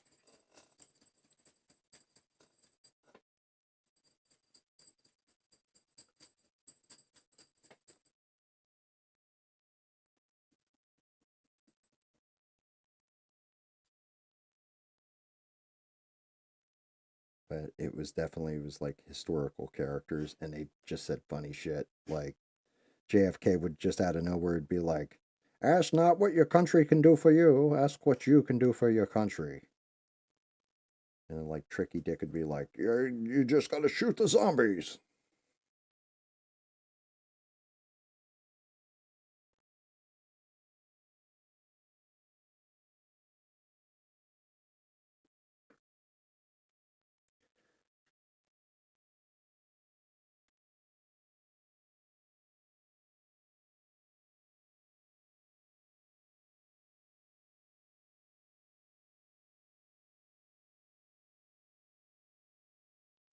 But I also think some of my favorite maps, like a matter of fact, I actually have the poster that they gave me special because I was a store manager at GameStop at the time. And I actually have it framed in my back room. And it was called Call the Dead, I want to say. And it had George Romero, Robert Englund, who played Freddy Krueger, Michael Rooker, and oh God, what's his name? Danny Trejo, and Sarah Jessica Parker. So the chick who played Buffy, dude who played Machete, Freddy Krueger, and then Michael Rooker's been in a shit ton of movies. But yeah, that one too. And then one of my favorite maps actually from Black Ops 4, it was Kiefer Sutherland, um, Helen Bonham Carter. I'm trying to remember. I can't remember who the other two were. The one dude who played Tyrion Lannister, I think it was, on Game of Thrones, like that dude. He was the butler.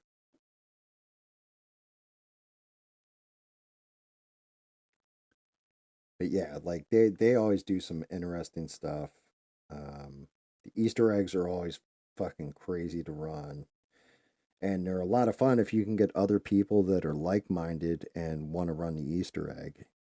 But finding other people, and like I said, my up until this point in time, I got gigabit internet, so I'm not going to be lagging.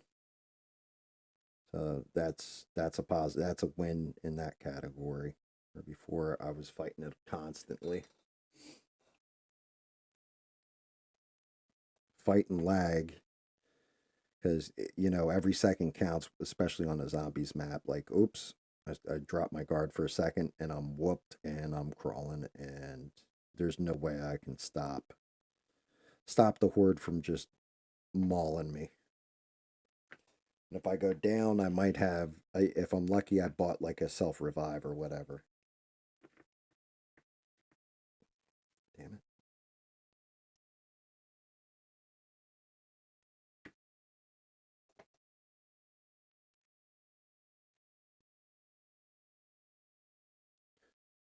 Tell you what, even though I'm painting one piece right now, I'm disappointed with them. They could have reanimated the Paramount War, and instead they did the arc after the Paramount War, which is like I don't know. It's cool to see them all come back powered up after it, but not good.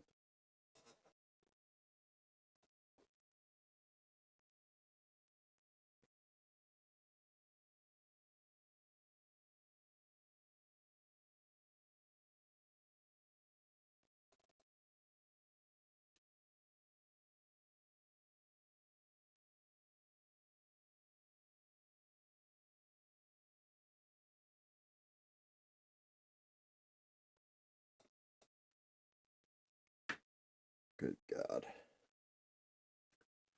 Actually, Ace is a lot easier to paint than I thought it was going to be. Means it should go fast. White in the smiles, and then rest of it's just cream cheese.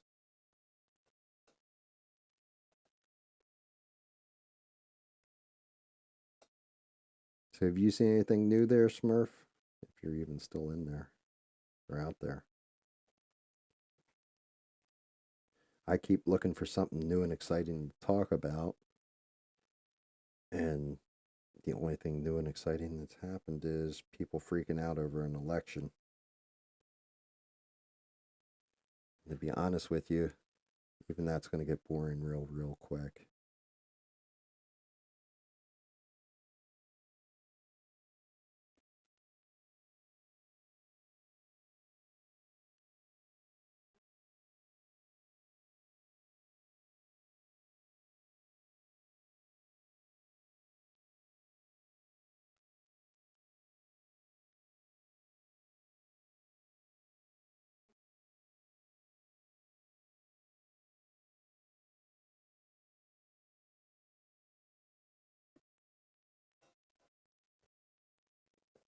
I mean,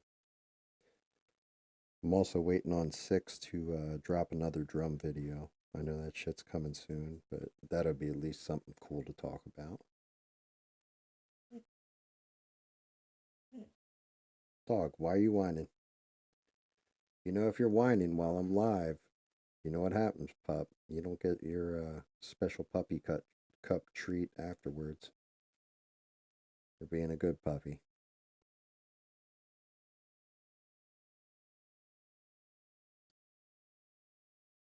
Love my dog, but sometimes he can be a pain right in my ass.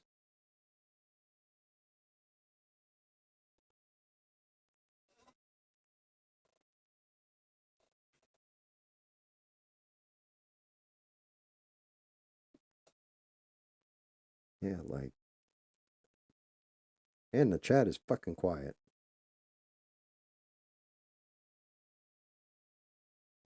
Too quiet. Maybe I gotta take this shit down to just one stream a week instead of two. Set it for like Thursdays only or something, or pick a different day. Because it gets quiet at the end of the week. Everybody's got work or something going on Monday, so everybody goes to bed early. Part of the reason why I cut down the I'm kind of happy that I got less stuff to paint because then it goes quicker. But also with not much excitement in the world right now. Well, I mean, there's excitement, but we usually cover it all like fast as shit. Living a boring life. The only other thing you got going on is like, monkeys escaping down the 2 towns away from your house.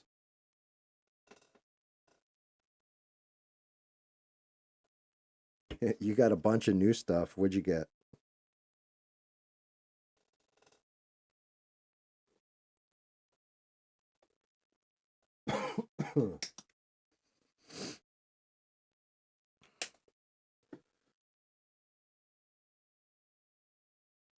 I mean, I've got a ton that I can print. I have like, I think it was like 300 or 400 gigabytes worth of printer files, but it's really about, you know, what do I feel like painting? What am I going to put out there?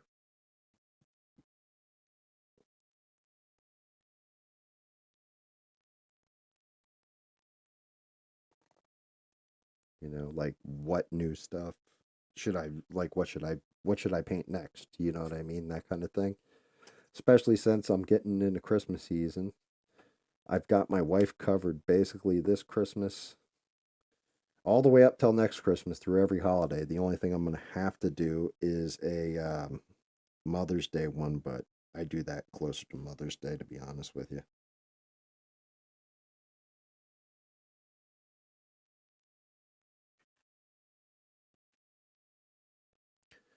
I'll freshen up the black in there too, like in his eyes and stuff. I just got to be careful because the orange is still a little tacky.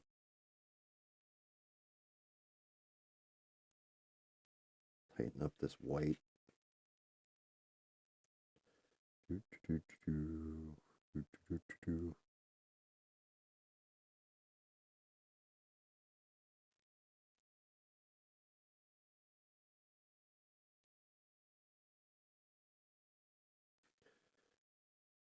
Here's a question for everybody.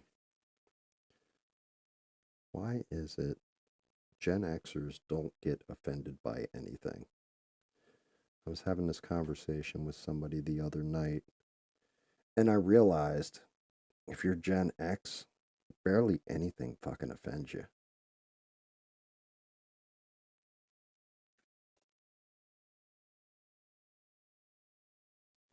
But other generations get upset and offended like pretty damn easy. But why is it Gen Xers feel like BB's bouncing off the fucking side of a tank when somebody says some shit to you? You're just like, all right, yeah, whatever. And just keep going. Why is that? Were we just raised not to give a shit? Or because, we broke each other's balls so hard when we were younger? What is the deal?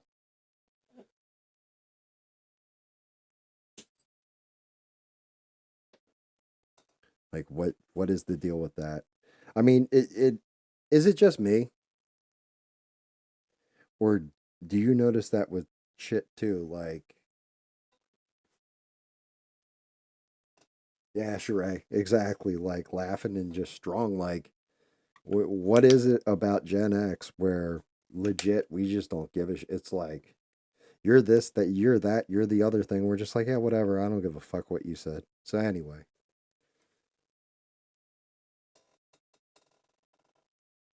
yeah, you're right. We dealt with people in real life, um, and we moved on, and we are built different. I agree. I think we're 110%. Something about it built us different.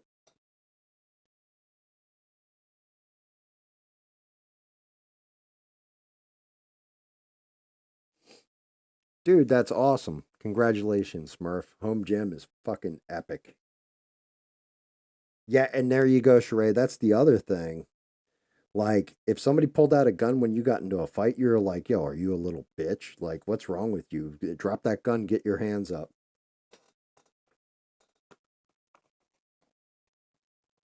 That's a good point too.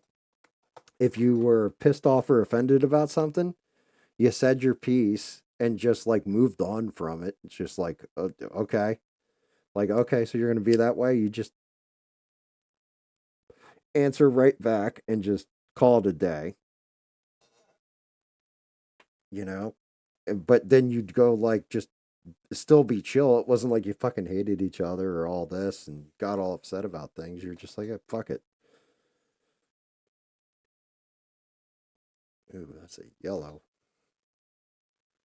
I need to tone down. Let me see. These two yellow tones. I swear to God, it's the same paint, but whatever. I'll go with that one that's already out. Yeah, like that's what I mean. Like you could offend somebody, but at the same point, it didn't fucking matter. It's the same way I've always said that online games ruined an aspect of being able to play in the arcade, especially fighting games, because you'd be on a machine next to somebody, you're within arm's length of them. And the shit that would come out of your mouth while you were playing that video game, man, nowadays kids would go home and probably end their own existence because you would talk so much shit, especially if you're whooping somebody.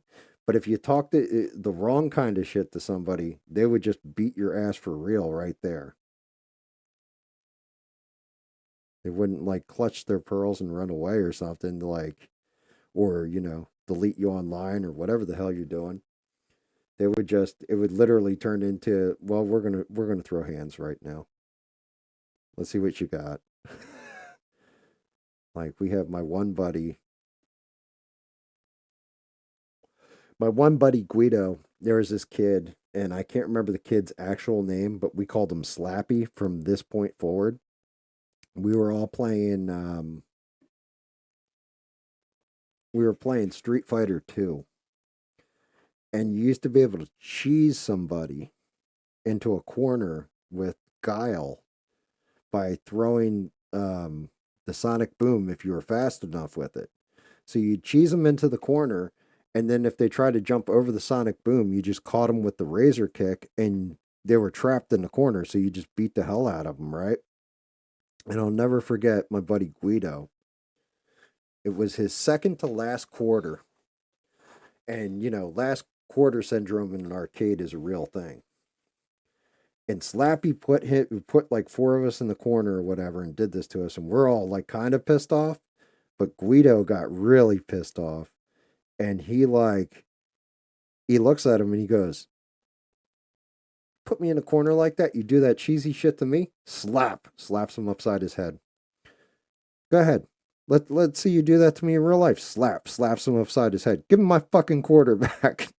Like, kids stop playing Guile for the rest of eternity, I swear. He never picked that character ever again.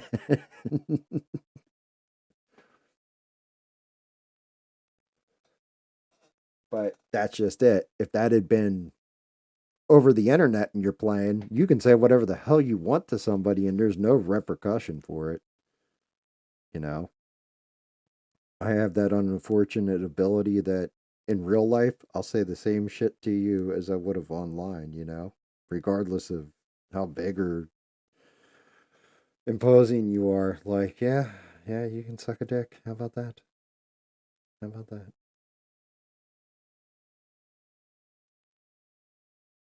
Like, you have offended me, sir. Well, why is it I don't get offended? Like, I really don't get offended easy.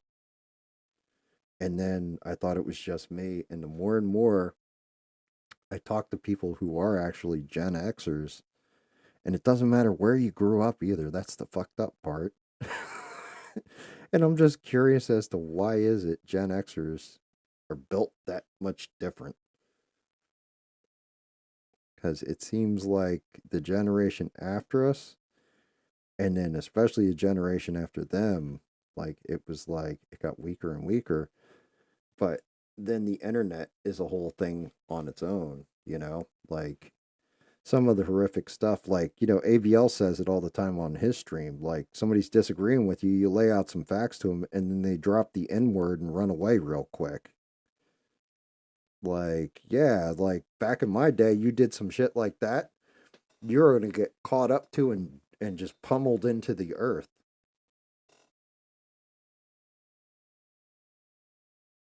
Yes. Street Fighter 2 taught us a lot. Mortal Kombat, same thing. But yeah, like, like AVL said, or likes to say that, you're arguing with somebody that's opposite your politics and you're black, and they drop the N word with the hard R at the end and then run off. Like, yo, bro, if you're brave enough to say that shit, stay there and take the ass whooping that comes with it. Like, what are we doing here? Like, there was this old saying, and you know, I don't know if it stood the test of time or not, but it kind of goes, I said it, I meant it, and I'm here to represent it. Yes. Yes, and you're right. There was a code of honor in the arcade where if you got your ass beat at like a Street Fighter or a Mortal Kombat or whatever, you wanted to know how that person took you out. Like, oh shit, dude, I've never seen that combination before. How did you do that? And the other person's like, oh yeah, like this. You had a respect for each other. But anybody who ever played cheesy, it never worked out well for him.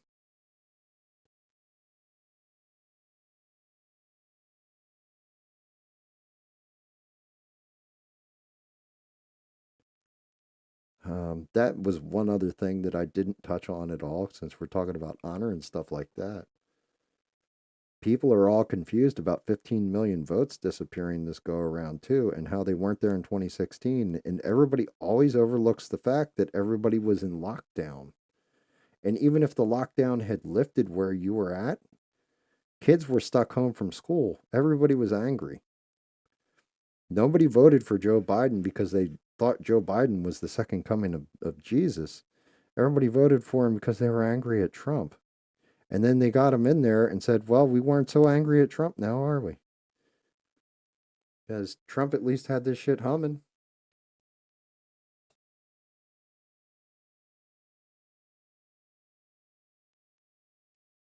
Yeah, ditch dong ditch. That's a good way of putting it. But I don't know. I never, you know what? We just didn't have, and it's, I can't say that's true 100%, but even the weakest out of all of us, like there was you had a courage to you, and it wasn't that the landscape was more, you know, racist or any of this kind of shit. It was more, you had, damn six, you nailed it. You had honor. Like you did have an honor about you. That's a good way of putting it. Maybe that's what's missing nowadays is it's okay to be a coward,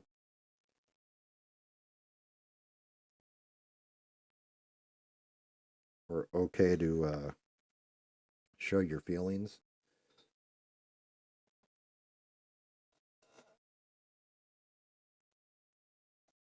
Like, and I mean, like, yeah, it's okay to show your feelings, but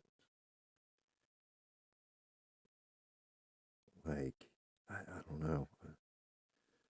I'll never understand, I guess.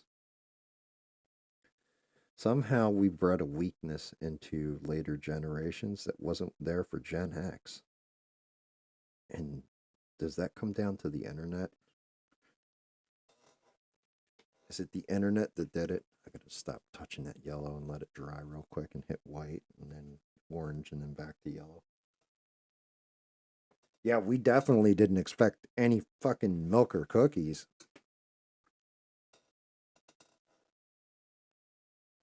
I mean, you got smart with your mother back then. You expected a belt across the face, or in my case, I caught a frying pan to the head. My mom's one of the only. I've been knocked out twice in my life, like completely unconscious. One of those was me and my best friend at the time, Jake, got in a fight, and he hit me in the head with a 2x4, and I hit him over the head with a skateboard, and we knocked each other like out. Um, and then the other one was I had done something and hurt my sister, and I was about 9 years old. My mother had a cast iron skillet, and she was just about starting to cook something. And when I hurt my sister, I ran. I tried to get away, and it was like a stairwell that goes up to the second floor. And I got to the bottom landing on that stairwell and turned around to see if my mom was coming around the corner to whoop my ass. And I turned around and she had already thrown what was in her hand, which was the cast iron skillet. And that thing skipped off my skull, knocked me cold, and I fell down the rest of the stairs. Came to with her crying over me like I thought I killed you.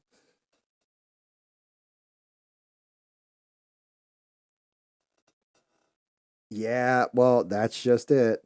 You're right. The participation trophies definitely did not help matters. Like, well, you tried your hardest, boss, and I think part of the thing is we always look to, damn, dude, you're the strongest. You're the fastest. You're this. You're that. You're the other thing. I think we look more and appreciated that better because then it gave you the push to get stronger, get better, get get smarter, whatever you admired, you always wanted to look to the best of it instead of, hey, everybody's the best and we all get the same trophy. Everybody wanted, like, nobody wanted special treatment. Everybody just wanted it straight up the middle, and then let's decide who's the best.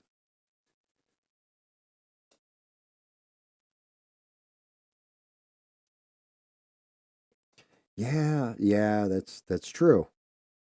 Yeah, you're 100% right, Six. Like, you can be bad at something, but you know what? Improve yourself and get better at it if you're passionate about it, you know.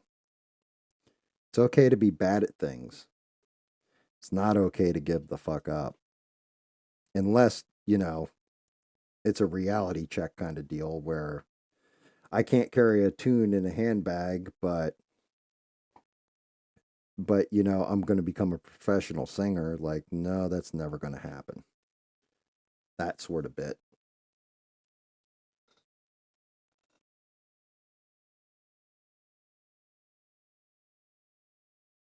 Yes. There you go, Sheree. I think you just hit fucking bingo and the lottery with that answer. Our parents were not our friends. They were our parents. And like they let you know they were your parents and not your friends, not there to help you. Like I can understand a parent wanting to be their friend, and help their child through a hard spot in life. Sometimes you got to have those conversations, but at the end of the day, you got to be a parent before you're a friend.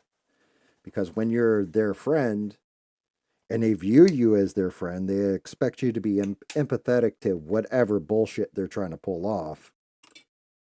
Yeah, you're not wrong.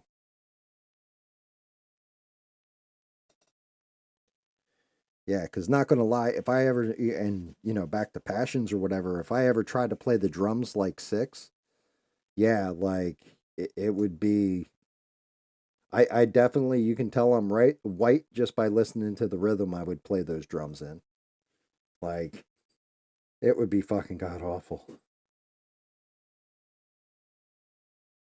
Half the reason why I even started doing this shit was to show people that even somebody whose hands are jacked up from a car accident and all that can actually paint stuff or create stuff and do it on the cheap if they want to try it out and see if they enjoy it, and if they do they can get good at it and give them the option of being able to do things on the cheap.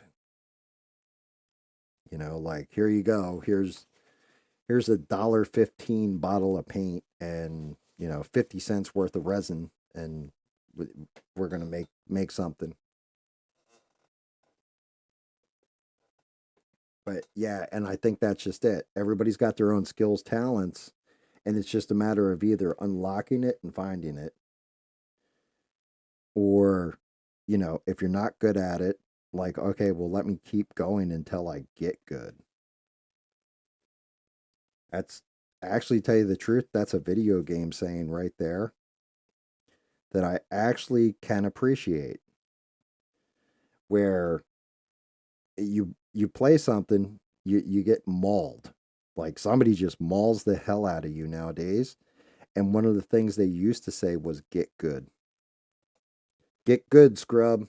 Get good. Get good, noob, or whatever. And then you start, really, if you have the passion for it, you break your ass sideways and practice, practice, practice until you do get good. And then you end up mauling somebody else and telling them, hey, get good, scrub.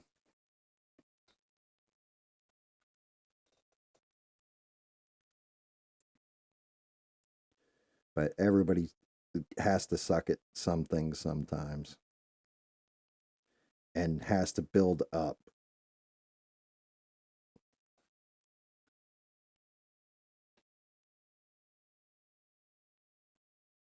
You're a FromSoft fan, so yes, exactly.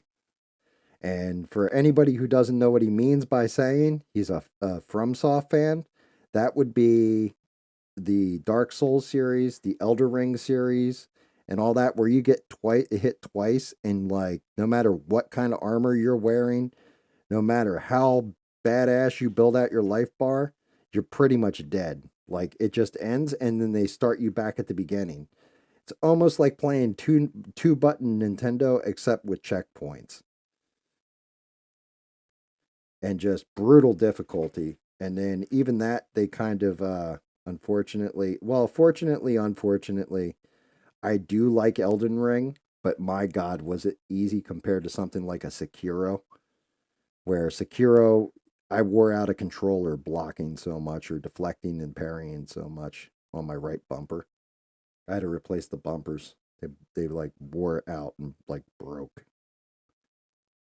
But yeah, those are, and it was specifically built to be a difficult, over the top, hardcore kind of game.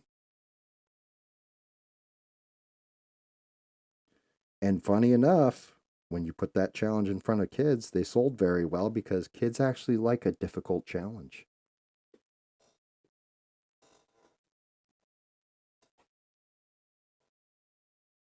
Yeah, dude, Sekiro is still my favorite out of all those. Like, Dark Souls series, the Soul series, they're fun, but Sekiro, dude, the difficulty in it, I legit story. I got to the very final boss, and you fight him out in the field like you did in the beginning of the game, and I could not beat him. I set that game down for 6 months and then picked it up and was able to beat him.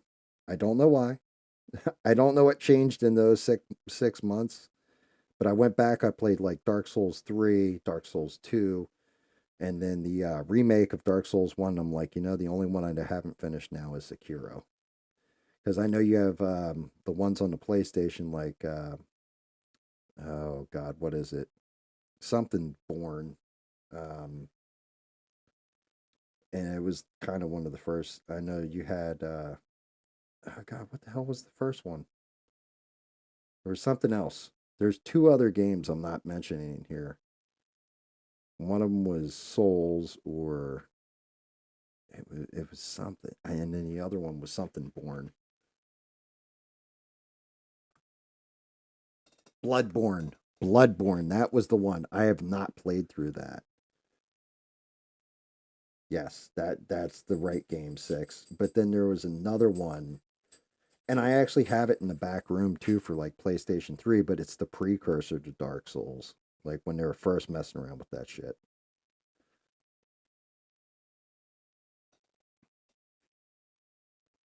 But yeah, when it comes to musically inclined, I'm a complete klutz with it. I used to be able to play a couple songs on guitar, but even that, like I was good at Guitar Hero games, but playing a real guitar, yeah, eludes me. you know, but I guess that's what happens when you're touching plastic things, like plastic buttons instead of actual strings, and having to have real skill with a musical instrument.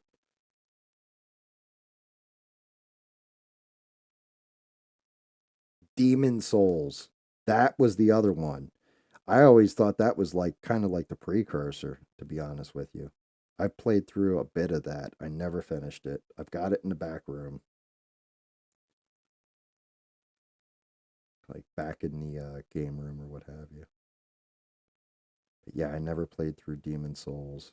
But yeah, FromSoft, they've definitely they did a great job, and I'll go down saying Sekiro was my favorite out of all those games because it was that much different. Like everybody had, you couldn't do sword and board, you couldn't do I'm going to go for a naked build, I'm going to go for this type of build.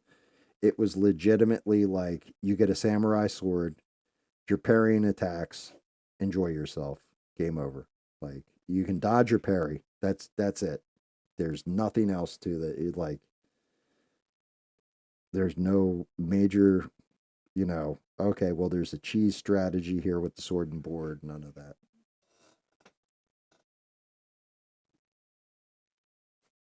I don't have a PS5. I stopped buying PlayStations after PlayStation 3. And the reason why is I found that the only game that I was really hardcore with on PlayStation was the God of War series. And I've heard the one that came out for PlayStation 4 was really good. But yeah, I had a PS Vita, I had a PSP, I had a PS3, PS2, PS1, and then I just switched. I'm pure Xbox now. I don't know what it is. A lot of the Japanese import games that Sony was really pushing home, I just couldn't get into. Light blue. I need.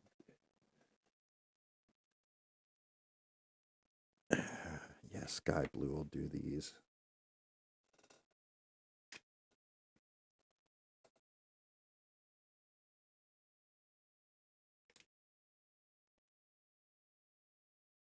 But yeah, it's still everything goes back to the arcade for me when it comes to video games. And I don't understand people who get so hell bent over quitting or not doing their damn best. And there's a lot of them.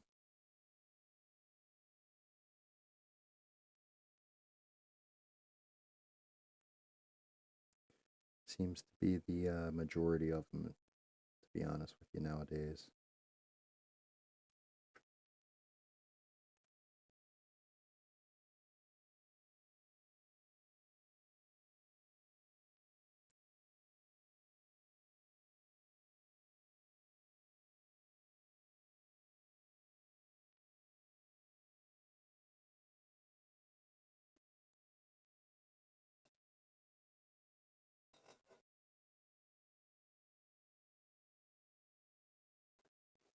Nice. Wasn't Bloodborne on PlayStation 4, or did they put that out for PlayStation 3? 'Cause if they put it out for PS3, I'm gonna have to try it eventually.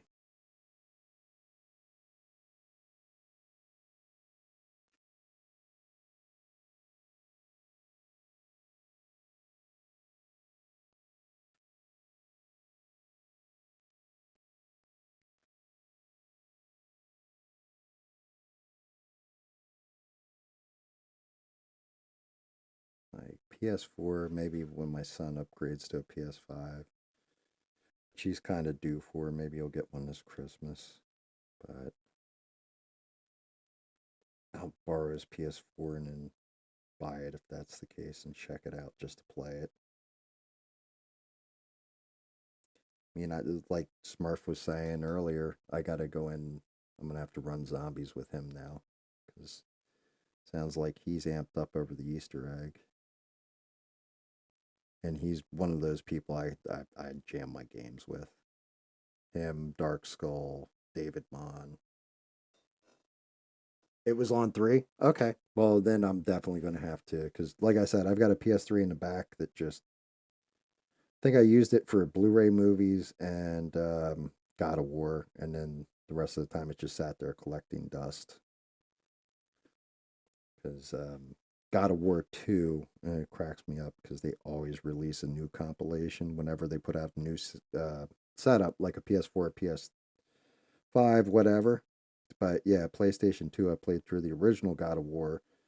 The PSPs, I played through all the handheld God of Wars. And then I know when I bought my son his PS4,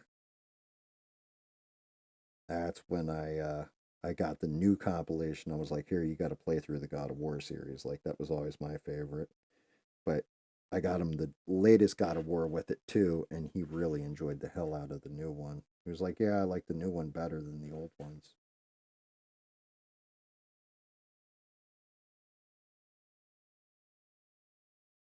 But you also play through all the Silent Hills and Resident Evils and shit too, right, Six?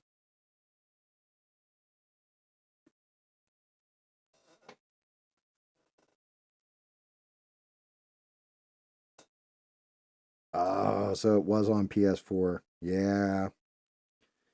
Yeah. Yeah, I'll have to wait. It'll have to wait, unfortunately.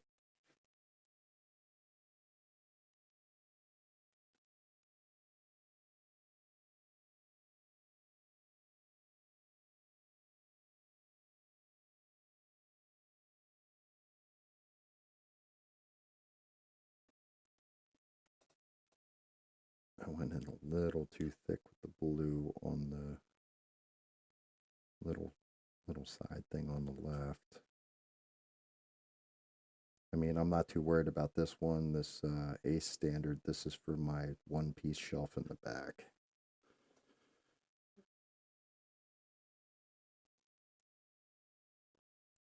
So, what do you guys think? Should I cut it down to just Thursdays from now on going forward?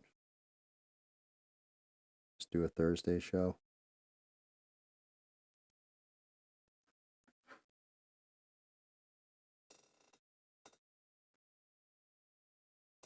Because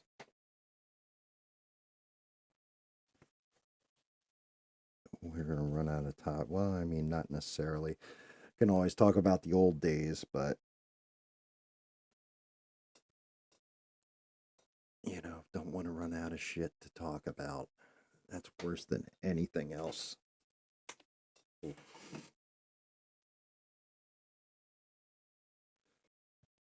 Well, I mean, so part of this is also it's been a brain break for people like you, Sheree, where you got that wrench next to your name on the other place too, and it was also supposed to be a break from everything going on with politics. Even though I ended up having to talk about politics, but it was supposed to be like a brain break from everything else. Get us talking about, just regular world shit and entertainment or painting or what have you. But if we scale that back, because I don't think everybody needs that palate cleanser slash brain break really anymore. I think it's kind of calmed down, especially since most everybody in here. I don't think I have too many that watch. I know I've got one or two, and I'll never out them that watch and are Harris supporters or were Harris and Biden supporters and stuff like that. Um,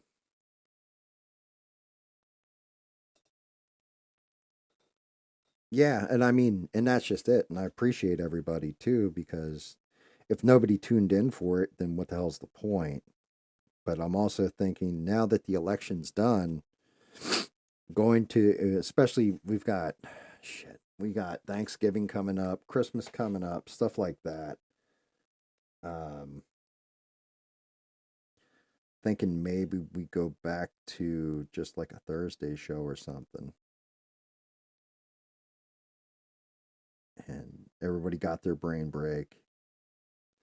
If things had gone bad, you know, having discussed it with people, if things had gone bad on election night or were getting looking rough and everybody was starting to lose their shit, I was legit going to do my unboxing of my new printer. I was going to stream on Wednesday if ABL couldn't do it. So this way people would be able to convalesce with each other, I guess you could say.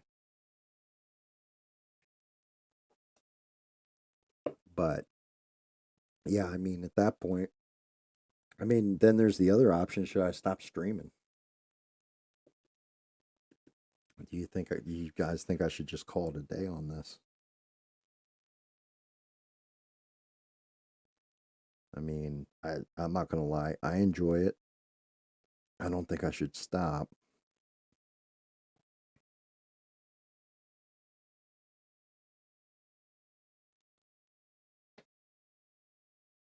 What do you think? Shit. Get that part black without blacking out the other part.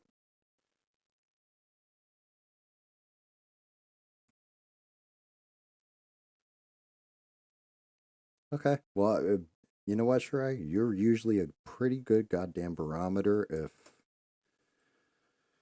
if I'm actually like fucking up or not. So, if you're saying don't stop, keep going, that's a pretty good barometer. I shall listen. I shall come. The dude complies. You know. I mean, I have fun doing it. I have fun bullshitting with you guys, and I actually keeps my ability to talk to people actually active because a lot of times I just get introspective and I stay quiet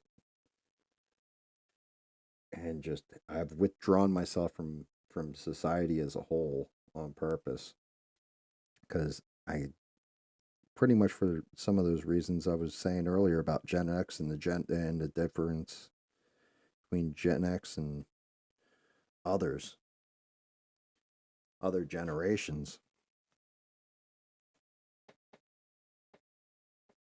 Oh, I know, six. Like, no, you don't understand. That's just it. Like, I honestly don't want to stop streaming, you know?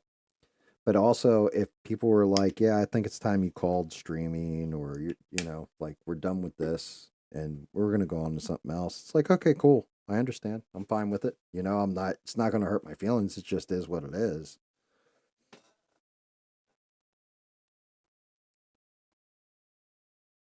Yeah, I take comfort in that the dude abides. I don't fucking believe it. Did I just, wow.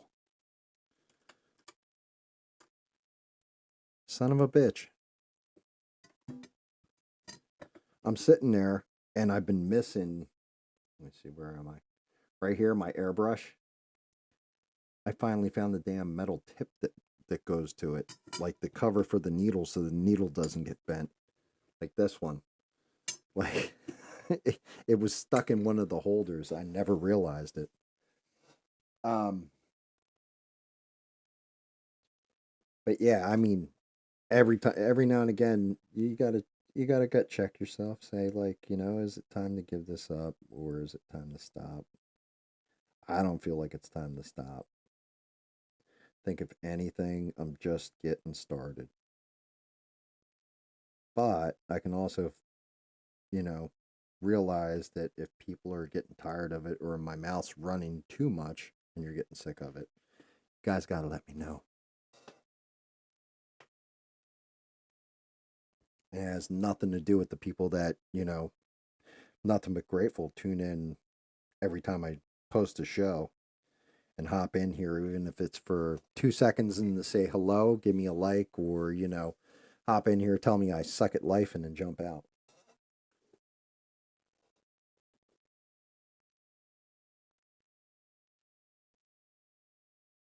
But yeah, I kind of figured you'd laugh at that too, Shirai. You do. You always have to gut check yourself and say, am I overstaying my welcome?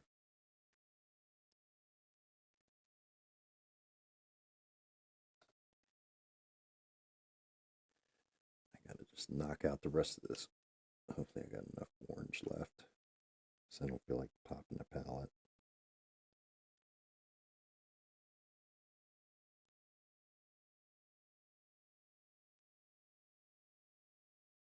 Yeah, and you know what? I think only models I have left to paint are Pyramid Head and Ent. I gotta do the damn Ent. The Ent, Pyramid Head. And then I trying to think who else I've got. But I think that's most of the ones I have primed up, and then it's going to be time to prime up more. Prime up more, print more.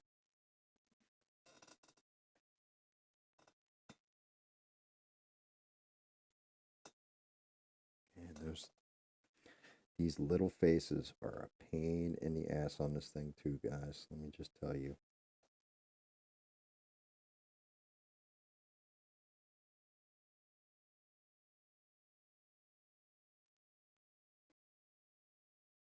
Shit.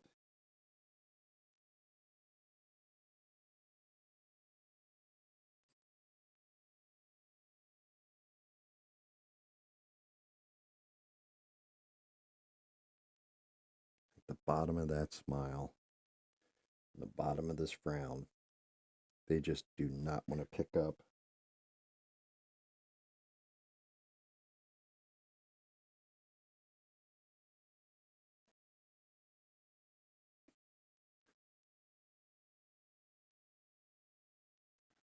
I got them.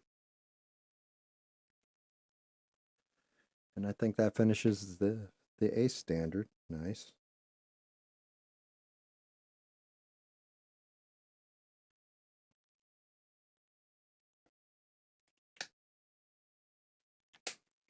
That's pretty much game over right now.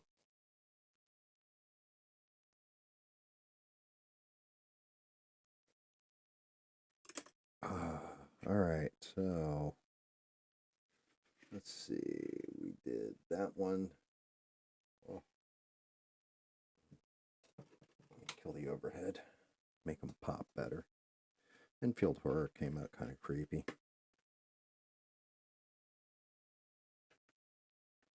Shit, can I stand these up and actually get a camera angle on these? I still have the Hulk in the background to paint too. That one could be cool. Let's see what we got. Need something to hold his monkey ass up. Well, actually, you would think the one in the background would be the one I'm calling a monkey ass. Instead, it's Fire Fist Ace. Stupid at fucking a thing. Oh, I'm at ace. Oh, Fire Fist Ace standard. Let's see. I can't get him to sit some kind of way where he actually shows up. God. Oh, son of a bitch. Oh, you son of a bitch. Because you lose the flame effect on his hat this way. Let me see something.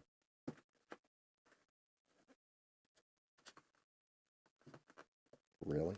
Can't crush down for me like that? Holy shit, I got it to stay.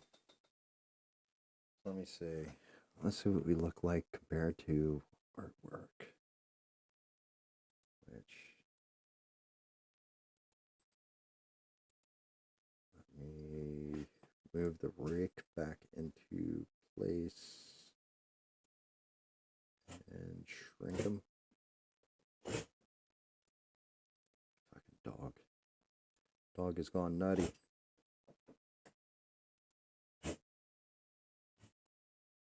Bam. There we go.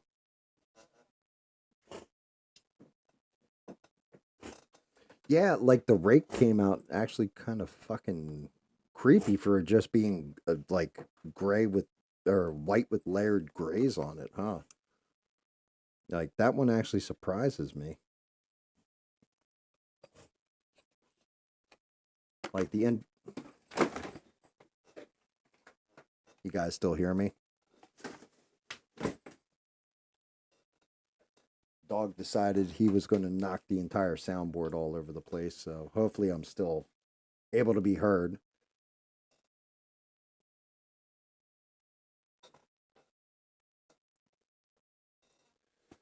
But yeah, there they are. Time to smoke a cigarette and get ready to sign off. Right at 12:05 too, so even though it was three of them, it was quick three. Goes fast. It's a good thing. Like I told everybody at the beginning, I didn't want to, I know everybody's busy, everybody's all doing their shit, so. But yeah, maybe I'll cut it back. I'll just start doing Thursdays instead of Thursdays and Sundays since I'm caught up on all the painting. And then if I start getting into the weeds again, I can fire it up because now I guess I don't even know if I'll do a stream priming everything again. Maybe I'll just prime them in the off time and then just paint them on live. So this way it's something new and fresh coming out.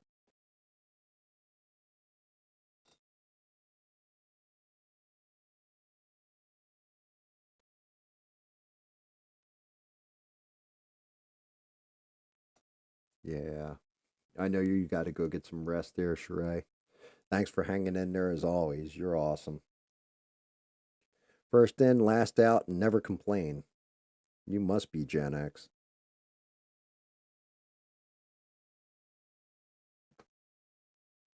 And good old Six shows up soon as the old salty one has done his rants. Hail Salty Army, Salty is King, Rake.